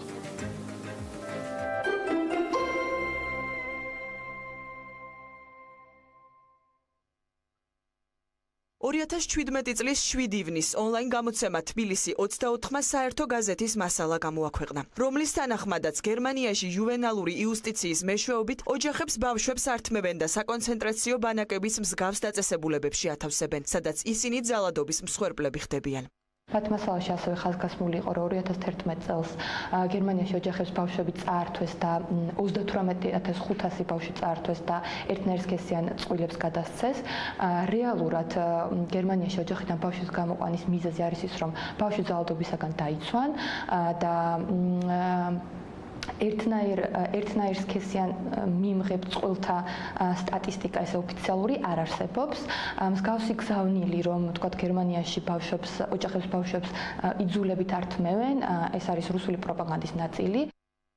ქართულ მედია სივრცეში თუ საჯარო დისკურსში იუვენალური იუსტიციის ცნება ხშირად არასწორად გამოიყენება. ვრცელდება უსაფუძვლო მოსაზრებები, თითქოს იგი არასრულწლოვანებს განუსაზღვრელ უფლებებს აძლევს, რაც საბოლოო ჯამში ოჯახის ინსტიტუტის წინააღმდეგ არის მიმართული. ამ დეზინფორმაციის პირველ წყარო ყოველთვის რუსულენოვანი ვებგვერდებია. მაგალითად, როგორებიცაა: Stop Juvenalnei Iusticii, Genocid Rusov, ომილია რუ და ასე შემდეგ. ზოგადად სხვადასხვა კრემლისტური და ერთნაციონალისტური მედია საშუალებების და ქართული საზოგადოების ნაწილის მხრიდან სოციალურ მუშაკთა ინსტიტუტის როგორც დასავლეთის მიერ თავსმოხვეული იძულების განხილვაც რუსული პროპაგანდის მიერ ამ თემაზე აპელირებით არის გამოწვეული. აღნიშნულ კონტექსტში განიხილებოდა ოჯახში ძალადობის აღკვეთის შესახებ კანონი. თითქოს ეს დასავლეთის დაკვეთაა და ოჯახის ინსტიტუტს უქმნის საფრთხეს. რუსული პროპაგანდა ბავშვთა უფლებების დაცვას გაურკვეველი მიზეზებით ოჯახური სიწმინდის შეურაცხყოფას უკავშირებს. თუმცა თავად რუსეთში არასრულწლოვანთა უფლებების დაცვის თვალსაზრისით საკმაოდ მძიმე მდგომარეობაა. კერძოდ 2009 წელს დაარსებული რუსეთის პრეზიდენტთან არსებული ბავშვთა უფლებების დაცვის წარმომადგენლის ოფისის მიერ ბავშვთა უფლებების მხრივ ქვეყანაში არსებული სიტუაციის შესახებ სტატისტიკა გამოქვეყნდა, რომლის მიხედვითაც 2009-2014 წლებში არასრულწლოვანთა მიმართ ძალადობა რუსეთში მზარდი ტენდენციით ხასიათდება. სინამდვილეში რომ დავუბრუნდეთ იუვენალური იუსტიციის მთავარ მიზანს. იგი არასრულწლოვანთა მიერ დანაშაულის ჩადენის შემთხვევაში დასჯის ნაცვლად უპირატესობის მათი რეაბილიტაციისთვის მინიჭებას გულისხმობს. ამგვარი სისტემა არასრულწლოვან დამნაშავეთა მიმართ ინდივიდუალური მიდგომის დანერგვისკენ არის მიმართული, რომლის მიზანი არასრულწლოვანთა რესოციალიზაცია და სარეაბილიტაციო პროგრამებში ჩართულობაა. ეს არის კარგი არა მარტო ბავშვის განვითარებისათვის, არამედ საზოგადოების უსაფრთხოებისათვის, იმიტომ რომ თუ ბავშვი არის ჩართული სარეაბილიტაციო პროგრამებში, მის მიერ დანაშაულის ჩადენის განმეორებითი რისკი არის უფრო დაბალი. რაც შეეხება რუსული წყაროების მიერ გავრცელებულ მოსაზრებას, თითქოს სოციალური მუშაკები როგორც ევროპის ქვეყნებში, ასევე საქართველოში ოჯახებისთვის ბავშვების ჩამორთმევას თვითნებურად და ინტენსიურად ახორციელებენ, მცდარია და ანტიდასალური პროპაგანდის ნაწილია. სოციალური მუშაკის როლი არის უმნიშვნელოვანესი, რამდენადაც ისინი ცდილობენ ბავშვის დაცვას ძალადობისაგან, ბავშვის დახმარებას და რეაგირებას ბავშვის მიმართ ძალადობის ფაქტებზე. თუ არსებობს, თქვათ, რისკი, რომ ბავშვის სიცოცხლეს შეიძლება ემუქრებოდეს საფრთხე, ან ოჯახში, ან სხვაგან, იმ შემთხვევაში მათ აქვთ უფლება, რომ გააცალკებონ ბავშვი ოჯახისაგან, თუმცა ეს არის მხოლოდ და მხოლოდ უკიდურესი ზომა და როგორც წესი, მხოლოდ გარკვეულ შემთხვევებში ხორციელდება.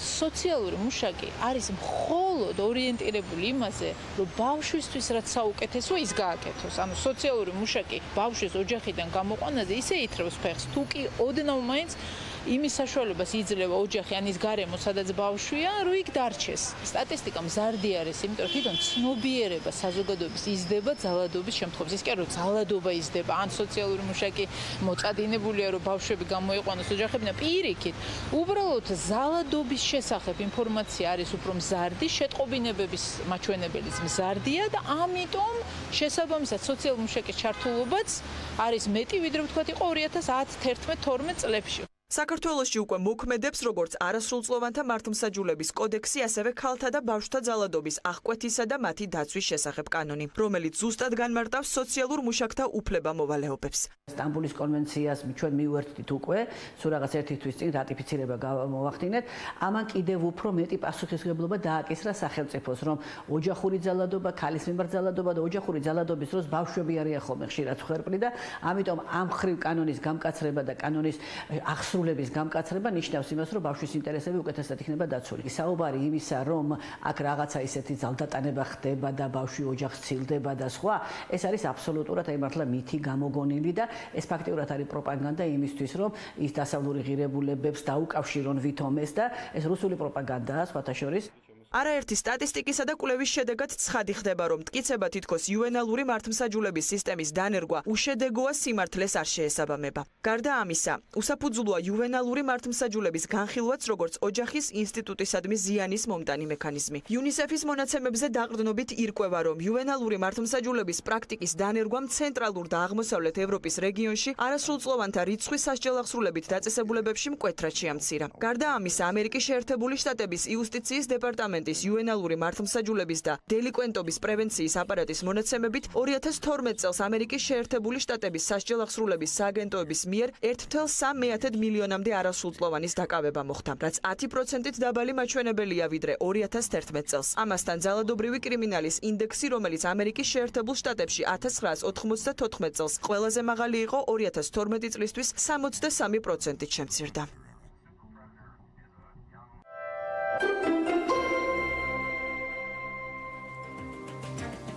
მოკლედ, აი კიდევ ერთხელ გამოიჩინეს თავი ძალიან სიმპტომატური რიტორიკითა და სიმპტომატური თემების სხვადასხვანაირად წამოწევით. გავაგრძელებთ ამავე ყაიდაზე 2017 წლის 9 ივნის Facebook გვერდმა პოლიტიკანომ გამოაქვეყნა პოსტი, რომელიც ალბანეთის ეკონომიკას ეხებოდა. პოლიტიკანოს მტკიცებით ასოცირების შეთანხმების გაფორმების შემდეგ ალბანეთის ეკონომიკამ მკვეთრად გაუარესდა. თავშივე გეტყვით, რომ ეს არ შეესაბამება სიმართლეს, ვინაიდან ამ რუბრიკაში მოხვდა თავადაც მიხვდებოდით, რომ არათუ არ შეესაბამება სიმართლეს, არამედ ეუფემიზმიც კი არის, ასე ვთქვათ, რომ აი არ შეესაბამება სიმართლეს. სიამდვილეში ამას ყველაფერს შეიძლება სხვა ხალხური სახელებით მოუწებნოთ.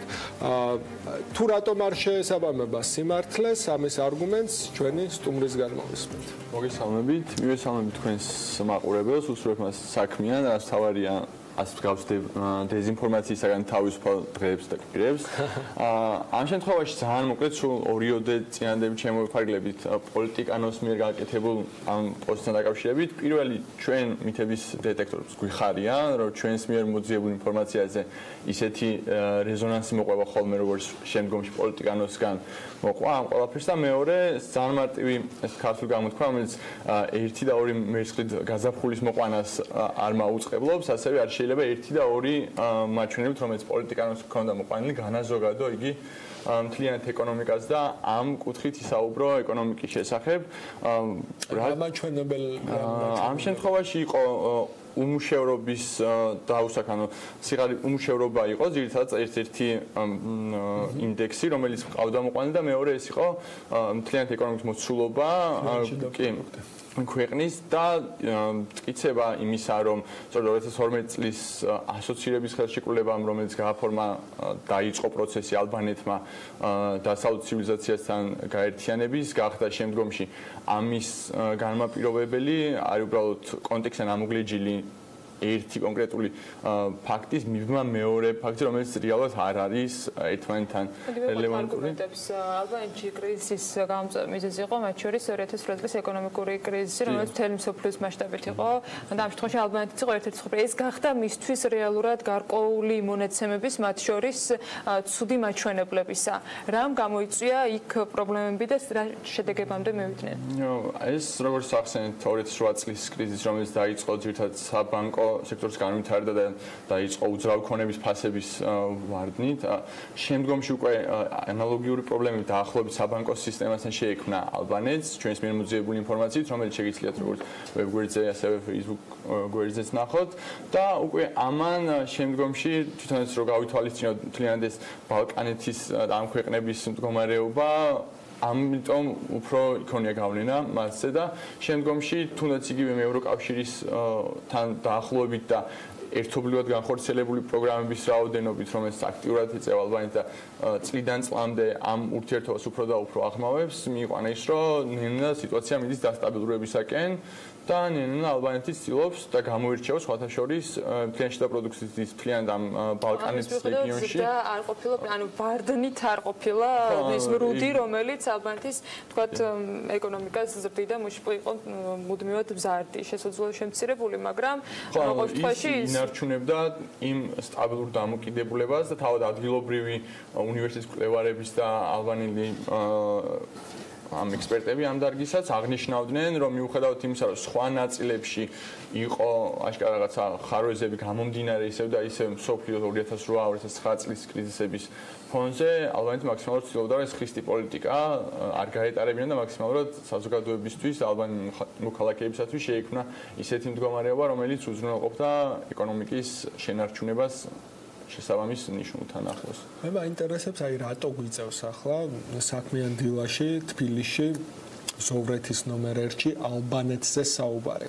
რა ინტერესი დგას ამის უკან, რომ აი ასოცირების ხელშეკრულების შემდეგ თურმე ალბანეთი დაბეჭავდა და ნუ აი გავაფრთხილოთ ხალხი, რომ შეიძლება ეს შედეგი მოყვეს ჩვენს ევროინტეგრაციას.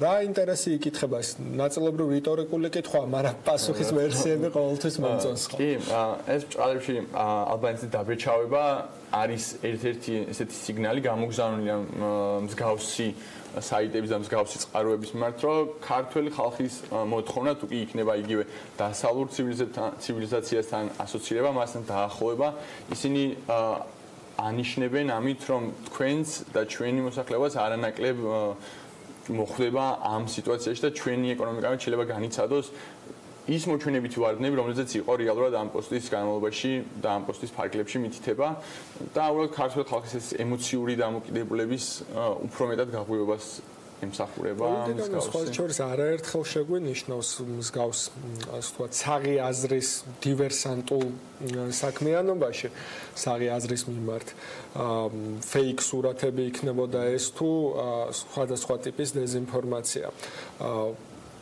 რა თვითონ ეს მედია საშუალება შეგვიძლია დავთქვათ ბჭყალებში, აი ფეიქ ნიუსების გამავრცელებელი მედიები, რომელთა ბიზნეს მოდელიც არის ტყუილის მტკიცებით ტონში, ვთქვათ, გამასობრიობა. რატო აქვთ ეს ინტერესი? ინტერესი ანუ მერკანტილური ინტერესია თუ საზოგადოებრივი დაკვეთა? საზოგადოების დაკვეთა მე ეჭვება, რომ საღად მოაზროვნე საზოგადოების დაკვეთა იყოს ის, რომ მას მიაწოდონ ანტი რაღაცა პროპაგანდისტული და ზოგადად ქართულ საზოგადოებას არ უნდა ეშინოდეს სიტყვა პროპაგანდის, უნდა ეშინოდეს იმ დეზინფორმაციების, რომელიც მიეწოდება. ანუ ყველაფერს თავიდან უნდა თქვა ტყუილი ინფორმაციის მოთხოვნები. მედია რო სტაბილურად იტყუები, ხო? რა ვარიანტია?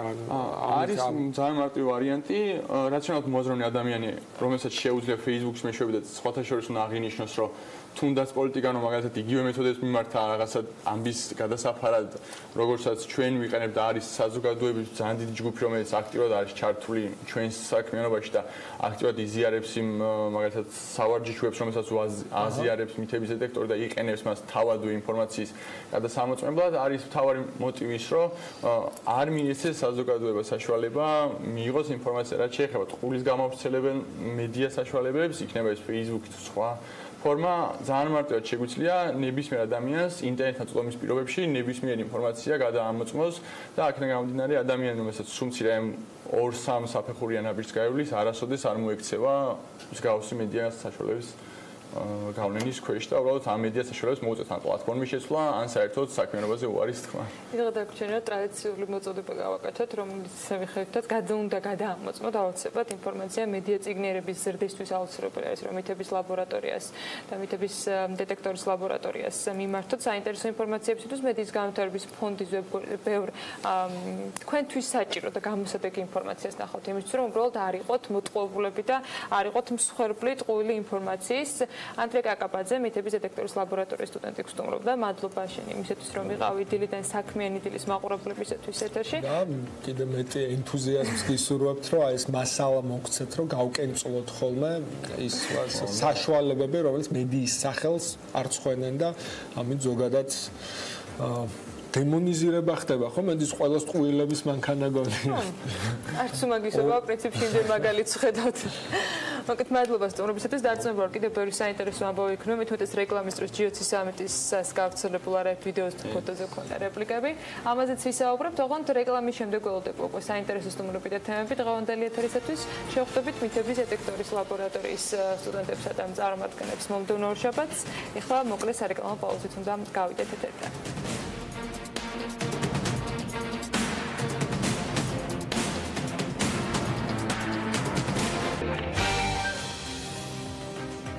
საქმიანი დილით რეკლამის შემდეგ დავბრუნდით პირდაპირ ეთერში. გვიყურებთ Pirveli და გვისმენთ ჩვენი პარტნიორი რადიოების ერეთის და თბილისის საშუალებით. და ვინც გადაცემის პირველი წუთებიდან გვიყურებთ, ალბათ გემახსოვრებათ გუშინდელი ამბის შესახებ ცივი ანონსი, რომელსაც გითხარით, რომ კიდევ უფრო მეც მოგეყვებოდით სულ რამდენიმე წუთში და დადგა დროც.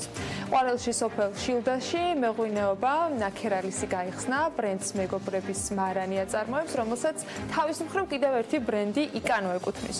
ღონისძიებას პრემიერ-მინისტრი, პარლამენტისა და და სამოქალაქო საზოგადოების წარმომადგენლები და სხვადასხვა მიწვეული სტუმრები ესწრებოდნენ. კომპანიის გამოწვევები და სამომავლო გეგმები მოდით ნახოთ ჩვენი რეპორტიერის მიერ მარიამ ადამიანის მიერ მომზადებულ სიუჟეტში, რომელიც სპეციალურად ღვინის ქალაქში იმყოფებოდა. შემდეგ უკვე სტუმართან ერთად დაგიბრუნდებით და ბევრ საინტერესო დეტალს გავიგებთ. ეს მარანი სპეციალურად ერთი კონკრეტული სამეგობრო წრისთვის შეიქმნა. საქმიანობა იმდენად საინტერესო აღმოჩნდა, რომ ჰობი ბიზნესად გადაიქცა და დღეს უკვე გარდა მარნისა საკუთარ საწარმოსაც ფლობენ.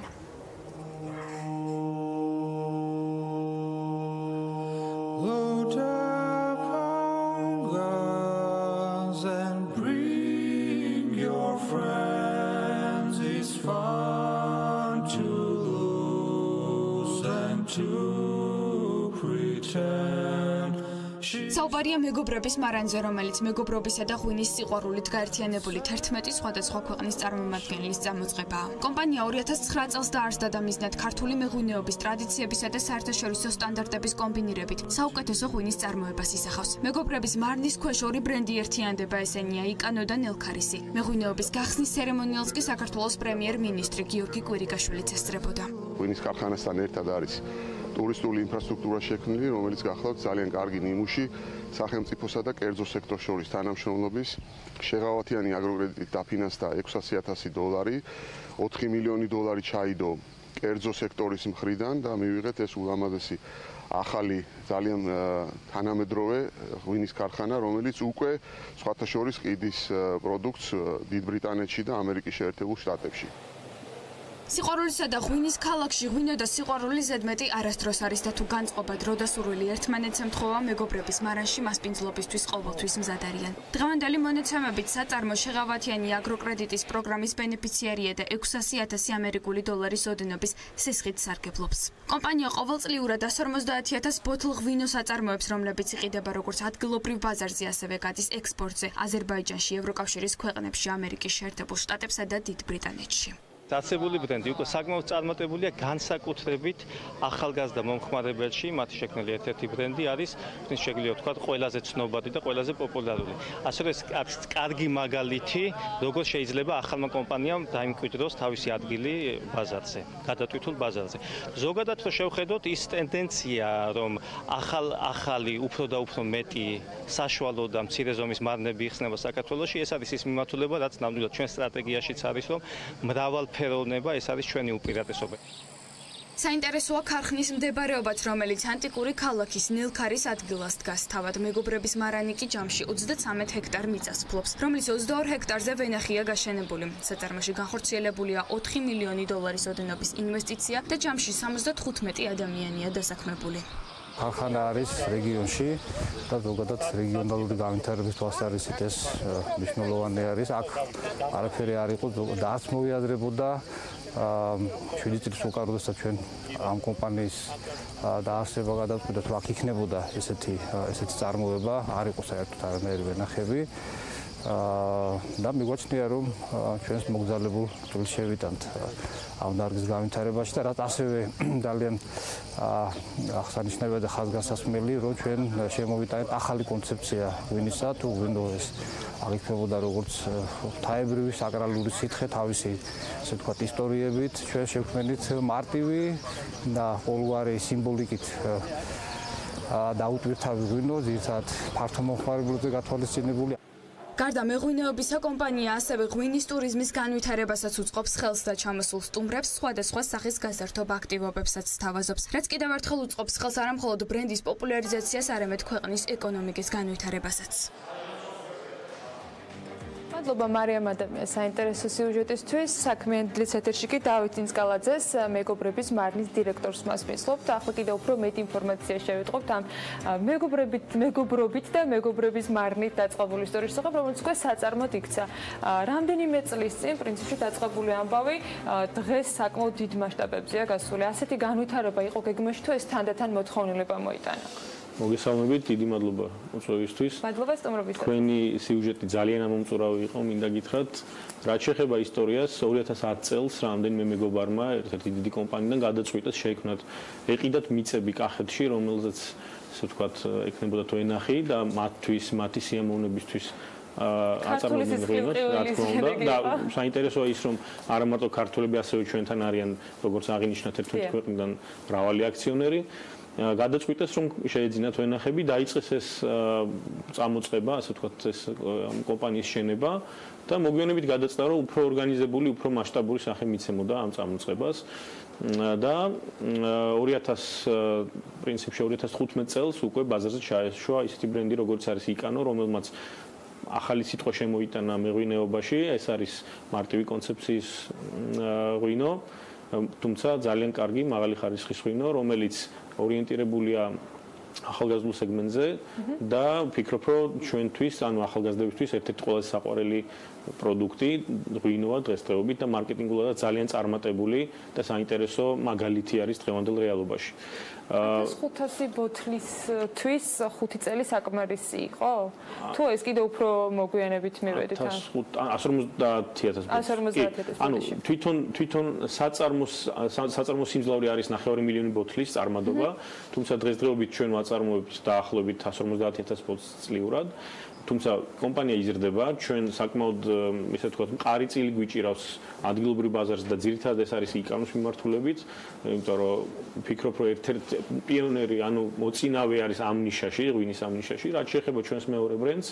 ეს არის ბრენდი ნელქარისი, რომელიც არის კლასიკური ხაზი ღვინის და ის ძირითადად არის საფერავი, ანუ ორი ჯიში გვაქვს, ქართული ჯიშები, ეს არის საფერავი და მწვანე.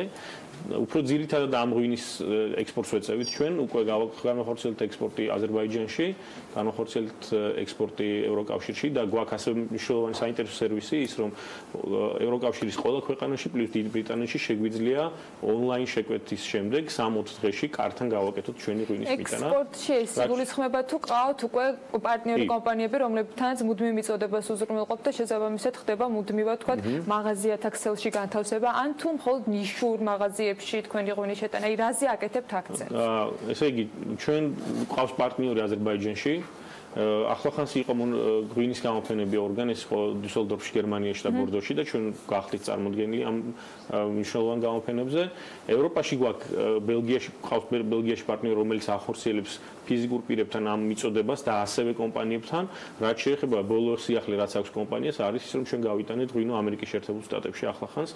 გავაფორმეთ ხელშეკრულება ერთ-ერთ ძალიან საინტერესო კომპანიასთან, Montesquieu Wines ქვია ამ კომპანიას, რომელსაც ყველა შტატში, ამერიკის ყველა შტატში აქვს მიწოდება მის კლიენტებთან, ეს არის საშუალო და მაღალი, ასე ვთქვათ, შემოსავლის მქონე კლიენტებთან, ყავს ძალიან დიდი ლოიალური კლიენტების ბაზა და ახორციელებს ამ პროდუქტების მიწოდებას და ჩვენ ვართ პირველი ქართული ღვინო მართ პორტფელში, ესე ვთქვათ, რაც ვფიქრობ, რომ ძალიან წარმატებულია. ჩვენი აქცენტი ძირითადად მაინც არის პრემიუმ ბაზრებისკენ და ვცდილობთ, რომ ჩვენი კომპანია იყოს ხარისხთან ასოცირებული და ხარისხიანი ღვინო ვაწარმოოთ. და კიდევ ერთი ფრაზა, რომელიც ამ სიუჟეტიდან და პრინციპში ჩვენი ვებგვერდის საშუალებითაც უკვე შემხვდა და ძალიან დასამახსოვრებელი იყო, პრემიერმა აღნიშნა, რომ ეს არის სახელმწიფოს და კერძო სექტორის თანამშრომლობის და ურთიერთობის კარგი მაგალითი. ჯამში იყო 4 მილიონ ინვესტიციაზე საუბარი, რამდენადაც ნახე თქვენს მიერ გავრცელებულ რელიზში. აქედან ნაწილი იყო სახელმწიფოს მიერ შეღავათიანი კრედიტით მიღებული თანხა. ეს მხოლოდ საწარმოზე არის საუბარი, რამდენადაც მივხვდი, ხო? იმიტომ რომ საწყისი ეტაპი 2010-ში იყო უშუალოდ მეგობრების მიერ დაწყებული ამბავი. ანუ რამდენ წელზე გაქვთ გათვლილი ის, რომ ეს იყოს უკვე ისეთი მომგებიანი ბიზნესი, რომელიც თავის მხრივ სესხსაც გადაფარავს და შესაბამისად მეგობრების წამოწყება იქნება უკვე გამართული სრული ბიზნეს სქემა. მოგეხსენებათ, დასაწყისში ღვინის ბიზნესი არ არის, ესე ვთქვათ, მოკლევადიანი მოგების მომტანი ბიზნესი, ეს არის ეს არის გზელვადაზე გათვლილი ბიზნესი, ეს არის ძალიან სათუთი ბიზნესი, როგორც აღინიშნა ჩვენ გვაქვს 33 ჰექტარი და ვაპირებთ ამ რაოდენობის გაზრდას, გვაქვს 23 ჰექტარი უკვე გაშენებული და ძირითადად ეს არის ჩვენი საფერავი, 10-12 წლის საფერავი გვაქვს და შემდეგი წლის გაზაფხულზე ვაშენებთ 6 ჰექტარს, ეს იქნება 4 ჰექტარი მწვანე, პლუს ეს იქნება 2 ჰექტარი ხიხვი. რაც შეეხება სახელმწიფოსთან თანამშრომლობას, შემიძლია ვთქვა, რომ კომპანიაში ინვესტირებული 4 მილიონ ამერიკულ დოლარზე მეტი ინვესტიცია თუმცა ასევე სახელმწიფო დაგვეხმარა ჩვენ შეღავათიანი აგროკრედიტის ნაწილში $600,000 ავიღეთ შეღავათიანად, ასე ვთქვათ, რომელსაც პროცენტის ძირითად ნაწილს აფინანსებს სახელმწიფო, რაც ძალიან კარგი ინიციატივა, პრაქტიკულად რაც იგულისხმება, რომ ეს არის უფასო ფული ბიზნესისთვის, რაც ძალიან წაეხმარა ჩვენ ბიზნესს. პარტნიორები ამ 11 ქვეყნიდან ძალიან ასე ვთქვათ, აღსანიშნავია, რომ საქართველოს გარდა კიდევ არის 10 ქვეყანა, 10 ქვეყნის მოქალაქეები, რომლებმაც გადაწყვიტეს, რომ საქართველოში ეკეთებინათ ეს ღვინის ბიზნესი. შესაბამისად ისინი მზად არიან, რომ მომავალშიც განაგრძონ ინვესტირება და ჩვენი კომპანია გახდეს წარმატებული, გავზარდოთ ჩვენი საწარმოო შესაძლებლობები და სიმძლავრეები და არ ვიცი მეტი კარგი ღვინო შევთავაზოთ როგორც ქართულებს, ასე უცხოელებს ექსპორტის ბაზრებზე. გეგმავთ ჩამონათვალის გამრავალფეროვნებას თუ პრინციპში იმ გეგმიდან გამომდინარე თქვენ დასახეთ, მაინც ერთ და იგივე ვთქვათ ღვინოს აპირებთ რომ გაზარდოთ. მოგახსენებთ ჩვენ რაც შეეხება იკანოს, როგორც აღინიშნა იკანო არის მარტივი კონცეფციის ღვინო, გვაქვს 4 ფერი, კი, გვაქვს 4 ფერი და 4 ძირითადი ღვინის ტიპი და ამით არ გვინდა რომ ჩვენი ახალგაზრდა მოხმარებელი დავაბინოთ და ეს იქნება ყოველთვის ასე. ეს დავამატებ რომ იკანოში არის ნაზავი ქართული და ევროპული ჯიშების, რაც ასევე ძალიან საინტერესოა. რაც შეეხება ნელქარისის ხაზს, გვინდა რომ პრემიუმის ნაწილში უფრო მეტად გავიზარდოთ. ამ წელს გეგმავთ რომ იმითაც გამოირჩევა ქართული ღვინის კულტურა, ქვევრის ხაზი განმოვითაროთ და გეგმავთ დაახლოებით 50,000 ლიტრი ასე ვთქვათ, საქვევრო მეურნეობის შემოსავლის მქონე სეგმენტზე იქნება ნელქარისის ხაზში გეგმავთ რომ ქვევრის მიმართულება დავიწყოთ.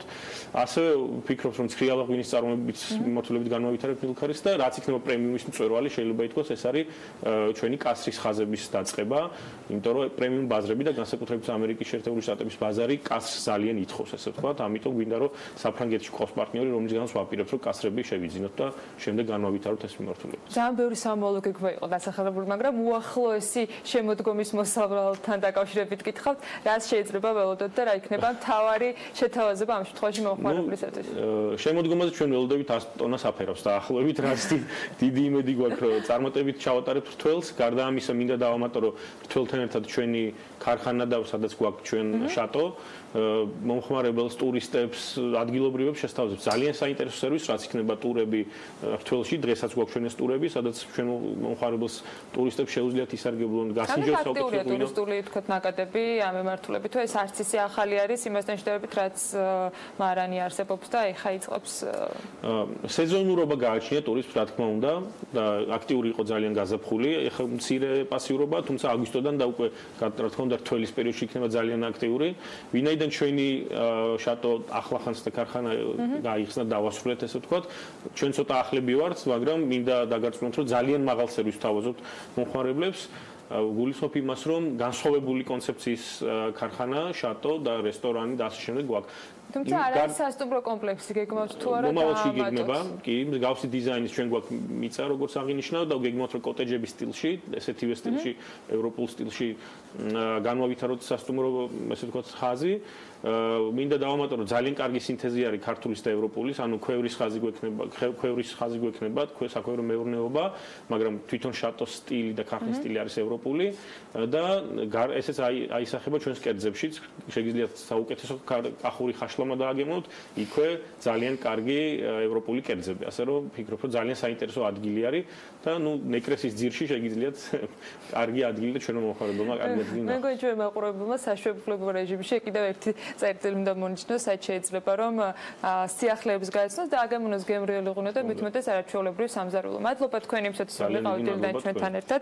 დავით წინწკალაძეს მასპინძლობთ საქმიანი დილაში მეგობრების მარნის დირექტორს.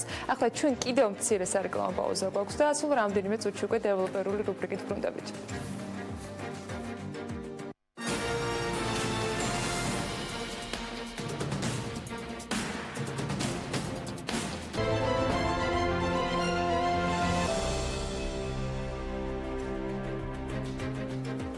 რეკლამის შემდეგ საქმიანი დილით ბრუნდებით პირდაპირ ეთერში და მოგიყვებით ახლა კომპანია კვადრატის საცხოვრებელ კომპლექსზე, Skyline Residence-ზე, რომლის მიმდებარე ტერიტორიაზეც გზის მოწყობის სამუშაოები უკვე მიმდინარეობს. რელიეფიდან გამომდინარე კომპანიის გადაწყვეტილებით გზის საფარის ქვეშ გამათბობელი სისტემა დამონტაჟდა, რაც ამ ტერიტორიის მაცხოვრებლებს კომფორტულად გადაადგილების შესაძლებლობას მისცემს. დეტალებით ნახოთ სიუჟეტში, ეს არის ერთადერთი ამბავი, რომელიც ამ მშენებლობასთან დაკავშირებით გაგაკვირვებთ, გაგაუცებთ და არ გაფრთხილდებთ კიდეც სავარაუდოდ.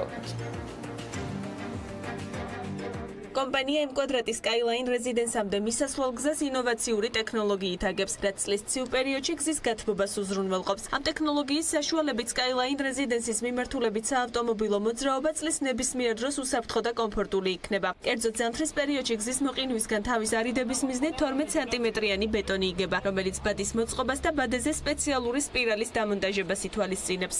ამ ტექნოლოგიას პირველად ვიყენებ საქართველოში. უკვე მიმდინარეობს პირველი ეტაპის სამუშაოები, დაგებულია სპირალი, ეხლა მიმდინარეობს ბეტონის დასხმის სამუშაოები და დაიგება უახლოეს მომავალში ასფალტის საფარი. უახლესი ტექნოლოგიით დაგებული გზა მინუს ტემპერატურაზე ავტომატურ რეჟიმში ირთვება. აღსანიშნავია ისიც, რომ გზა სექციებად არის დაყოფილი, რაც რომელიმე მონაკვეთის დაზიანების შემთხვევაში მისი ადვილად პოვნისა და დროის უმოკლეს ვადაში შეკეთების საშუალებას იძლევა. გზის სამუშაოებს კომპანია კვადრატი 2 კვირის ვადაში დაასრულებს. ჩვენ ვიმყოფებით Skyline რეზიდენსის სამშენებლო მოედანზე, სადაც უკვე დასრულების პირას არის მშენებლობის პროცესი და ამჟამად მიმდინარეობს გზის მოწყობის სამუშაოები. გამომდინარე იქიდან, რომ აღნიშნული რელიეფი და მასზე მდებარე განაშენიანება არ იძლეოდა იმის საშუალებას, რომ მოგვეწყო სასურველი ქანობის მქონე გზა, მივიღეთ გადაწყვეტილება, რომ აღნიშნული გზის საფარის ქვეშ მოგვეწყო ტენის გამათბობლები, რომელიც კომფორტულად გადაადგილების საშუალებას მიცემს ზამთრის პირობებში აღნიშნული ჩიხის მოსახლეობას, მათ შორის Skyline რეზიდენსის მაცხოვრებლებსაც. კომპლექსის Skyline რეზიდენსია კვადრატი უძრავი ქონების პრემიუმ ხაზის პირველი პროექტია, რომელიც მთაწმინდის პარკის გზის მიმდებარედ მდებარეობს და 3 სადარბაზოსგან და 19 ბინისგან შედგება. კომპლექსის ფასადი საუკეთესო ხარისხის ბუნებრივი მასალით გამოირჩევა, ბინებიდან კი ძველ თბილისზე ულამაზესი პანორამული ხედები იშლება. Skyline რეზიდენსის მესამე სართულზე სპორტული დარბაზი მდებარეობს, რომელსაც ქვედა სართულზე 150 კვადრატულ მეტრამდე ტერასა და ღია აუზი გააჩნია. პროექტი 2017 წლის აგვისტოში სრულდება. ქუჩებში რადიატორების დამონტაჟი დაიწყება, ალბათ ჩემზე ბედნიერი ადამიანი არ არსებობს. მივხვდით ალბათ, რომ დეველოპერ რუბრიკის დრო გვაქვს საქმიანი დილაში, რომელსაც ლიკა ქარდავა წყობა, რა თქმა უნდა. პროპერტი ჯორჯიაჯის დამფუძნებელი და მმართველი დღეს დავით ჯავახაძეს, ეკონომიკის სამინისტროს ტრანსპორტისა და ლოჯისტიკის განვითარების პოლიტიკის დეპარტამენტის უფროსის მოადგილის მასპინძლობს და გადაცემის ამ ნაწილში ველით საინტერესო ინფორმაციას თბილისსა და ქუთაისში ლოჯისტიკური ცენტრების განვითარების პროექტთან დაკავშირებით. ლიკა, დილა მშვიდობის, მივესალმები შენ სტუმარს და გითმობ დილა მშვიდობის ანა, მოგესალმებით საქმიანი დილას და ჩვენს მაყურებელს. მართლაც მინდა აღნიშნო, რომ საკმაოდ ინოვაციური ტექნოლოგიების დამნერგავია კვადრატი და იმედი მაქვს თბილისის სხვა ქუჩებშიც ვიხილავთ მსგავს ტექნოლოგიებს უახლოეს პერიოდში, უახლოეს წლებში. რაც შეეხება დღევანდელი რუბრიკის მთავარ თემას. დღეს ჩვენ ვისაუბრებთ სახელმწიფოებრივი მნიშვნელობის მეგაპროექტზე, რომელმაც ასე ვთქვათ ჩვენი ქვეყანა ერთგვარ სატრანზიტო ლოგისტიკურ ჰაბად უნდა აქციოს. სწორედ აი ამ თემის შესახებ ყველაზე ესეთი კომპეტენტური სტუმარი მყავს ეკონომიკის სამინისტროდან. ძალიან დიდი მადლობა დავით, რომ ხარ ჩვენი სტუმარი და გაშლით აი ამ თემას ლოგისტიკური ცენტრების მშენებლობა საქართველოში. თუ შეიძლება მოგვიყვეთ იმის შესახებ, თუ რა ეკონომიკური სარგებელი შეიძლება მოიტანოს აი ამ პროექტმა და როგორია ასე ვთქვათ მთლიანობაში კონცეპტუალური დიზაინი აი ამ მიმართულების. მოგესალმებით, პირველ რიგში მადლობას გიხდით მოწვევისთვის. მართლაც ეს არის ერთ-ერთი ძალიან მნიშვნელოვანი პროექტი საქართველოს ეკონომიკისთვის და ქვეყნის სატრანზიტო პოტენციალისთვის. პროექტი ხორციელდება მსოფლიო ბანკის ტექნიკური და ფინანსური მხარდაჭერით. კერძოდ გამოიყო კრედიტი 1 მილიონი აშშ დოლარის ოდენობით. ამ პროექტის ერთ-ერთი კომპონენტი ითვალისწინებდა ტექნიკურ-ეკონომიკური დასაბუთების მომზადებას საქართველოს.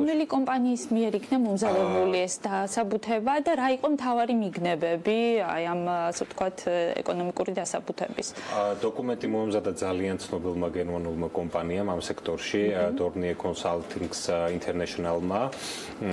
პირველ რიგში შეირჩა ოპტიმალური ლოკაციები, ერთი აღმოსავლეთ საქართველოში, თბილისის ლოგისტიკური ცენტრისთვის. ეს ლოკაცია მდებარეობს კუმისის ტბის მიმდებარედ, ასევე მეორე ქუთაისის აეროპორტის მიმდებარე ტერიტორიაზე, ასევე გაკეთდა ძალიან დეტალური ბაზრის ანალიზი, მომზადდა კონცეპტუალური დიზაინი ორივე ობიექტის, შესწავლელი იქნა დასაქმებულთა რაოდენობა და მათთვის საჭირო კვალიფიკაცია, განისაზღვრა საჭირო საინვესტიციო მოცულობა, ასევე მომზადდა ბიზნეს მოდელი, ეკონომიკური ანალიზი გაკეთდა, მარკეტინგის სტრატეგია და ასე შემდეგ. Მთლიანობაში ეს არის ძალიან დეტალური დოკუმენტი, რომლის საფუძველზეც უკვე საქართველოს მთავრობა გამოაცხადებს ახლო მომავალში ინტერესს და გამოხატვას და შეარჩევს დაინტერესებულ კომპანიას, რომელიც განახორციელებს ინვესტირებას ამ პროექტში.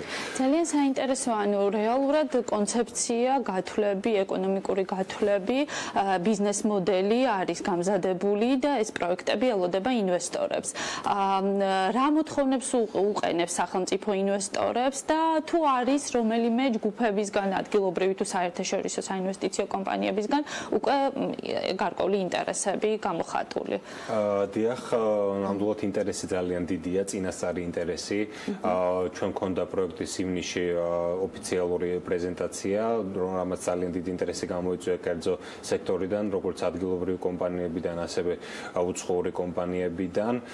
ყველა ელოდება მოუთმენლად ინტერესთა გამოხატვის გამოცხადებას, რაც როგორც მოგახსენეთ, ძალიან ახლო მომავალში მოხდება და თვითონ ეს დოკუმენტიც ხელმისაწვდომი გახდება, ტექნიკურ-ეკონომიკურ დასაბუთებას გულისხმობ, ხელმისაწვდომი გახდება დაინტერესებული პოტენციური ინვესტორებისთვის. დაახლოებით რა ბიუჯეტებზეა დავით საუბარი თბილისის შემთხვევაში და ქუთაისის შემთხვევაში? თბილისის შემთხვევაში ჯამური საინვესტიციო მოცულობა შეადგენს დაახლოებით 84 მილიონ ამერიკულ დოლარს. ქუთაისის შემთხვევაში საუბარია დაახლოებით 72 მილიონ ამერიკულ დოლარზე, თუმცა ისიც გასათვალისწინებელია, რომ პროექტები დაყოფილია ფაზებად, ანუ ეტაპებად, თითო ორ ეტაპად შესაბამისად. და დროში თუ გაწერილი დაახლოებით რა ვადაში უნდა მოხდეს აი ამ პროექტების დაწყება და ასე ვთქვათ სრულად იმპლემენტაცია.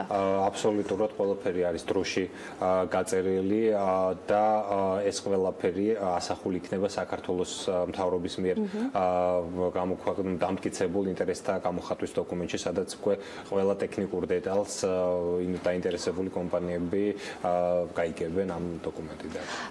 ეს პროექტი არის ასე ვთქვათ ერთ-ერთი მეგაპროექტი იმ სხვა უმსხვილეს პროექტებს შორის, რომელიც უნდა განახორციელოს სახელმწიფომ. შეგვიძლია რომ სხვა პროექტებიც დავას, ანუ ამის პარალელურად რა განვითარებები უნდა მოხდეს, რომ საქართველოს როგორც ასე ვთქვათ აი ამ სატრანზიტო გეოპოლიტიკურმა ქვეყანამ შეიძინოს უფრო ეფექტიანი დატვირთვა ამ თვალსაზრისით. რა თქმა უნდა, ეს არის ზოგადად საქართველოს მთავრობის ერთიანი ხედვის ნაწილი ეს პროექტი და ამის გარდა მიმდინარეობს არაერთი მნიშვნელოვანი პროექტი. სულ მალე დაიწყება ანაკლის ღრმაწლოვანი ნავსადგურის მშენებლობა, რომელიც არის მეგაპროექტი და ერთ-ერთი ისტორიული მნიშვნელობის პროექტი ჩვენი დამოუკიდებლობის შემდეგ განსაკუთრებით.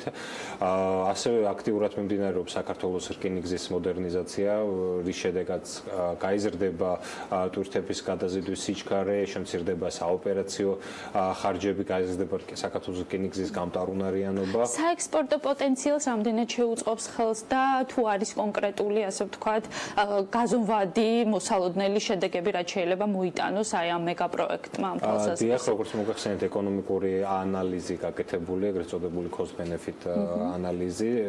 სახელმწიფოსთვის ეს არის ძალიან მნიშვნელოვანი, იმიტომ რომ დასაქმდება დაახლოებით 800 მეტი ადამიანი, რაც მნიშვნელოვანია სოციალურ-ეკონომიკური განვითარების თვალსაზრისით, საექსპორტო პოტენციალის თვალსაზრისით ძალიან მნიშვნელოვანია. ზოგადად მე მინდა ორიოდე სიტყვით თვითონ რა ფუნქციონალური დანიშნულება ექნება ამ ლოგისტიკურ ცენტრებს, ამაზე ვისაუბროთ. კი, საინტერესოა. პირველ რიგში ეს იქნება ასე ვთქვათ ერთგვარი კლასტერი, ქუთაისიც და თბილისის ლოგისტიკური ცენტრებით, ეს იქნება ერთგვარი კლასტერი ლოგისტიკური სერვისებისთვის, რაც მოიცავს სხვადასხვა ტიპის სასაწყობო მეურნეობებს, მაგალითად სამაციურე საწყობი, ჩვეულებრივი საწყობი და ასე შემდეგ. ასევე აქ განთავსებული იქნება ეგრეთ წოდებული დამატებითი ღირებულების სერვისები, რაც გულისხმობს შეფუთვას, მარკირებას და პროდუქციის მარკირებას ასე შემდეგ. ასევე გათვალისწინებულია თბილისში საკონტეინერო სარკინიგზე ტერმინალის მშენებლობა. ეს იქნება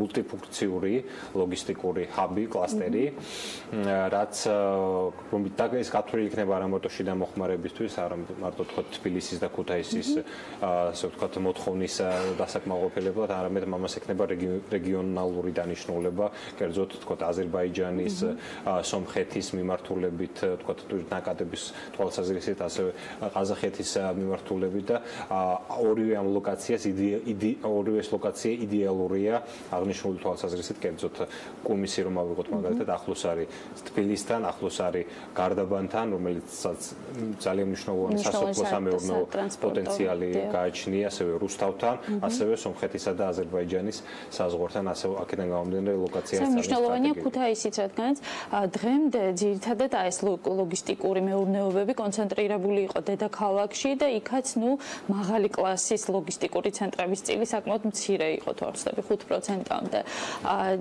თუ კი საუბარია მაღალი კლასის ლოჯისტიკურ მულტიფუნქციურ კომპლექსებზე, სრული ინფრასტრუქტურით და გეოგრაფიულადაც ეს რეალურად რეგიონში დიდ წვლილს შეიტანს და რეალური ეკონომიკური ღირებულების მომტანი იქნება, ვფიქრობ, რომ მართლაც რომ მეგამმნიშვნელობის პროექტია.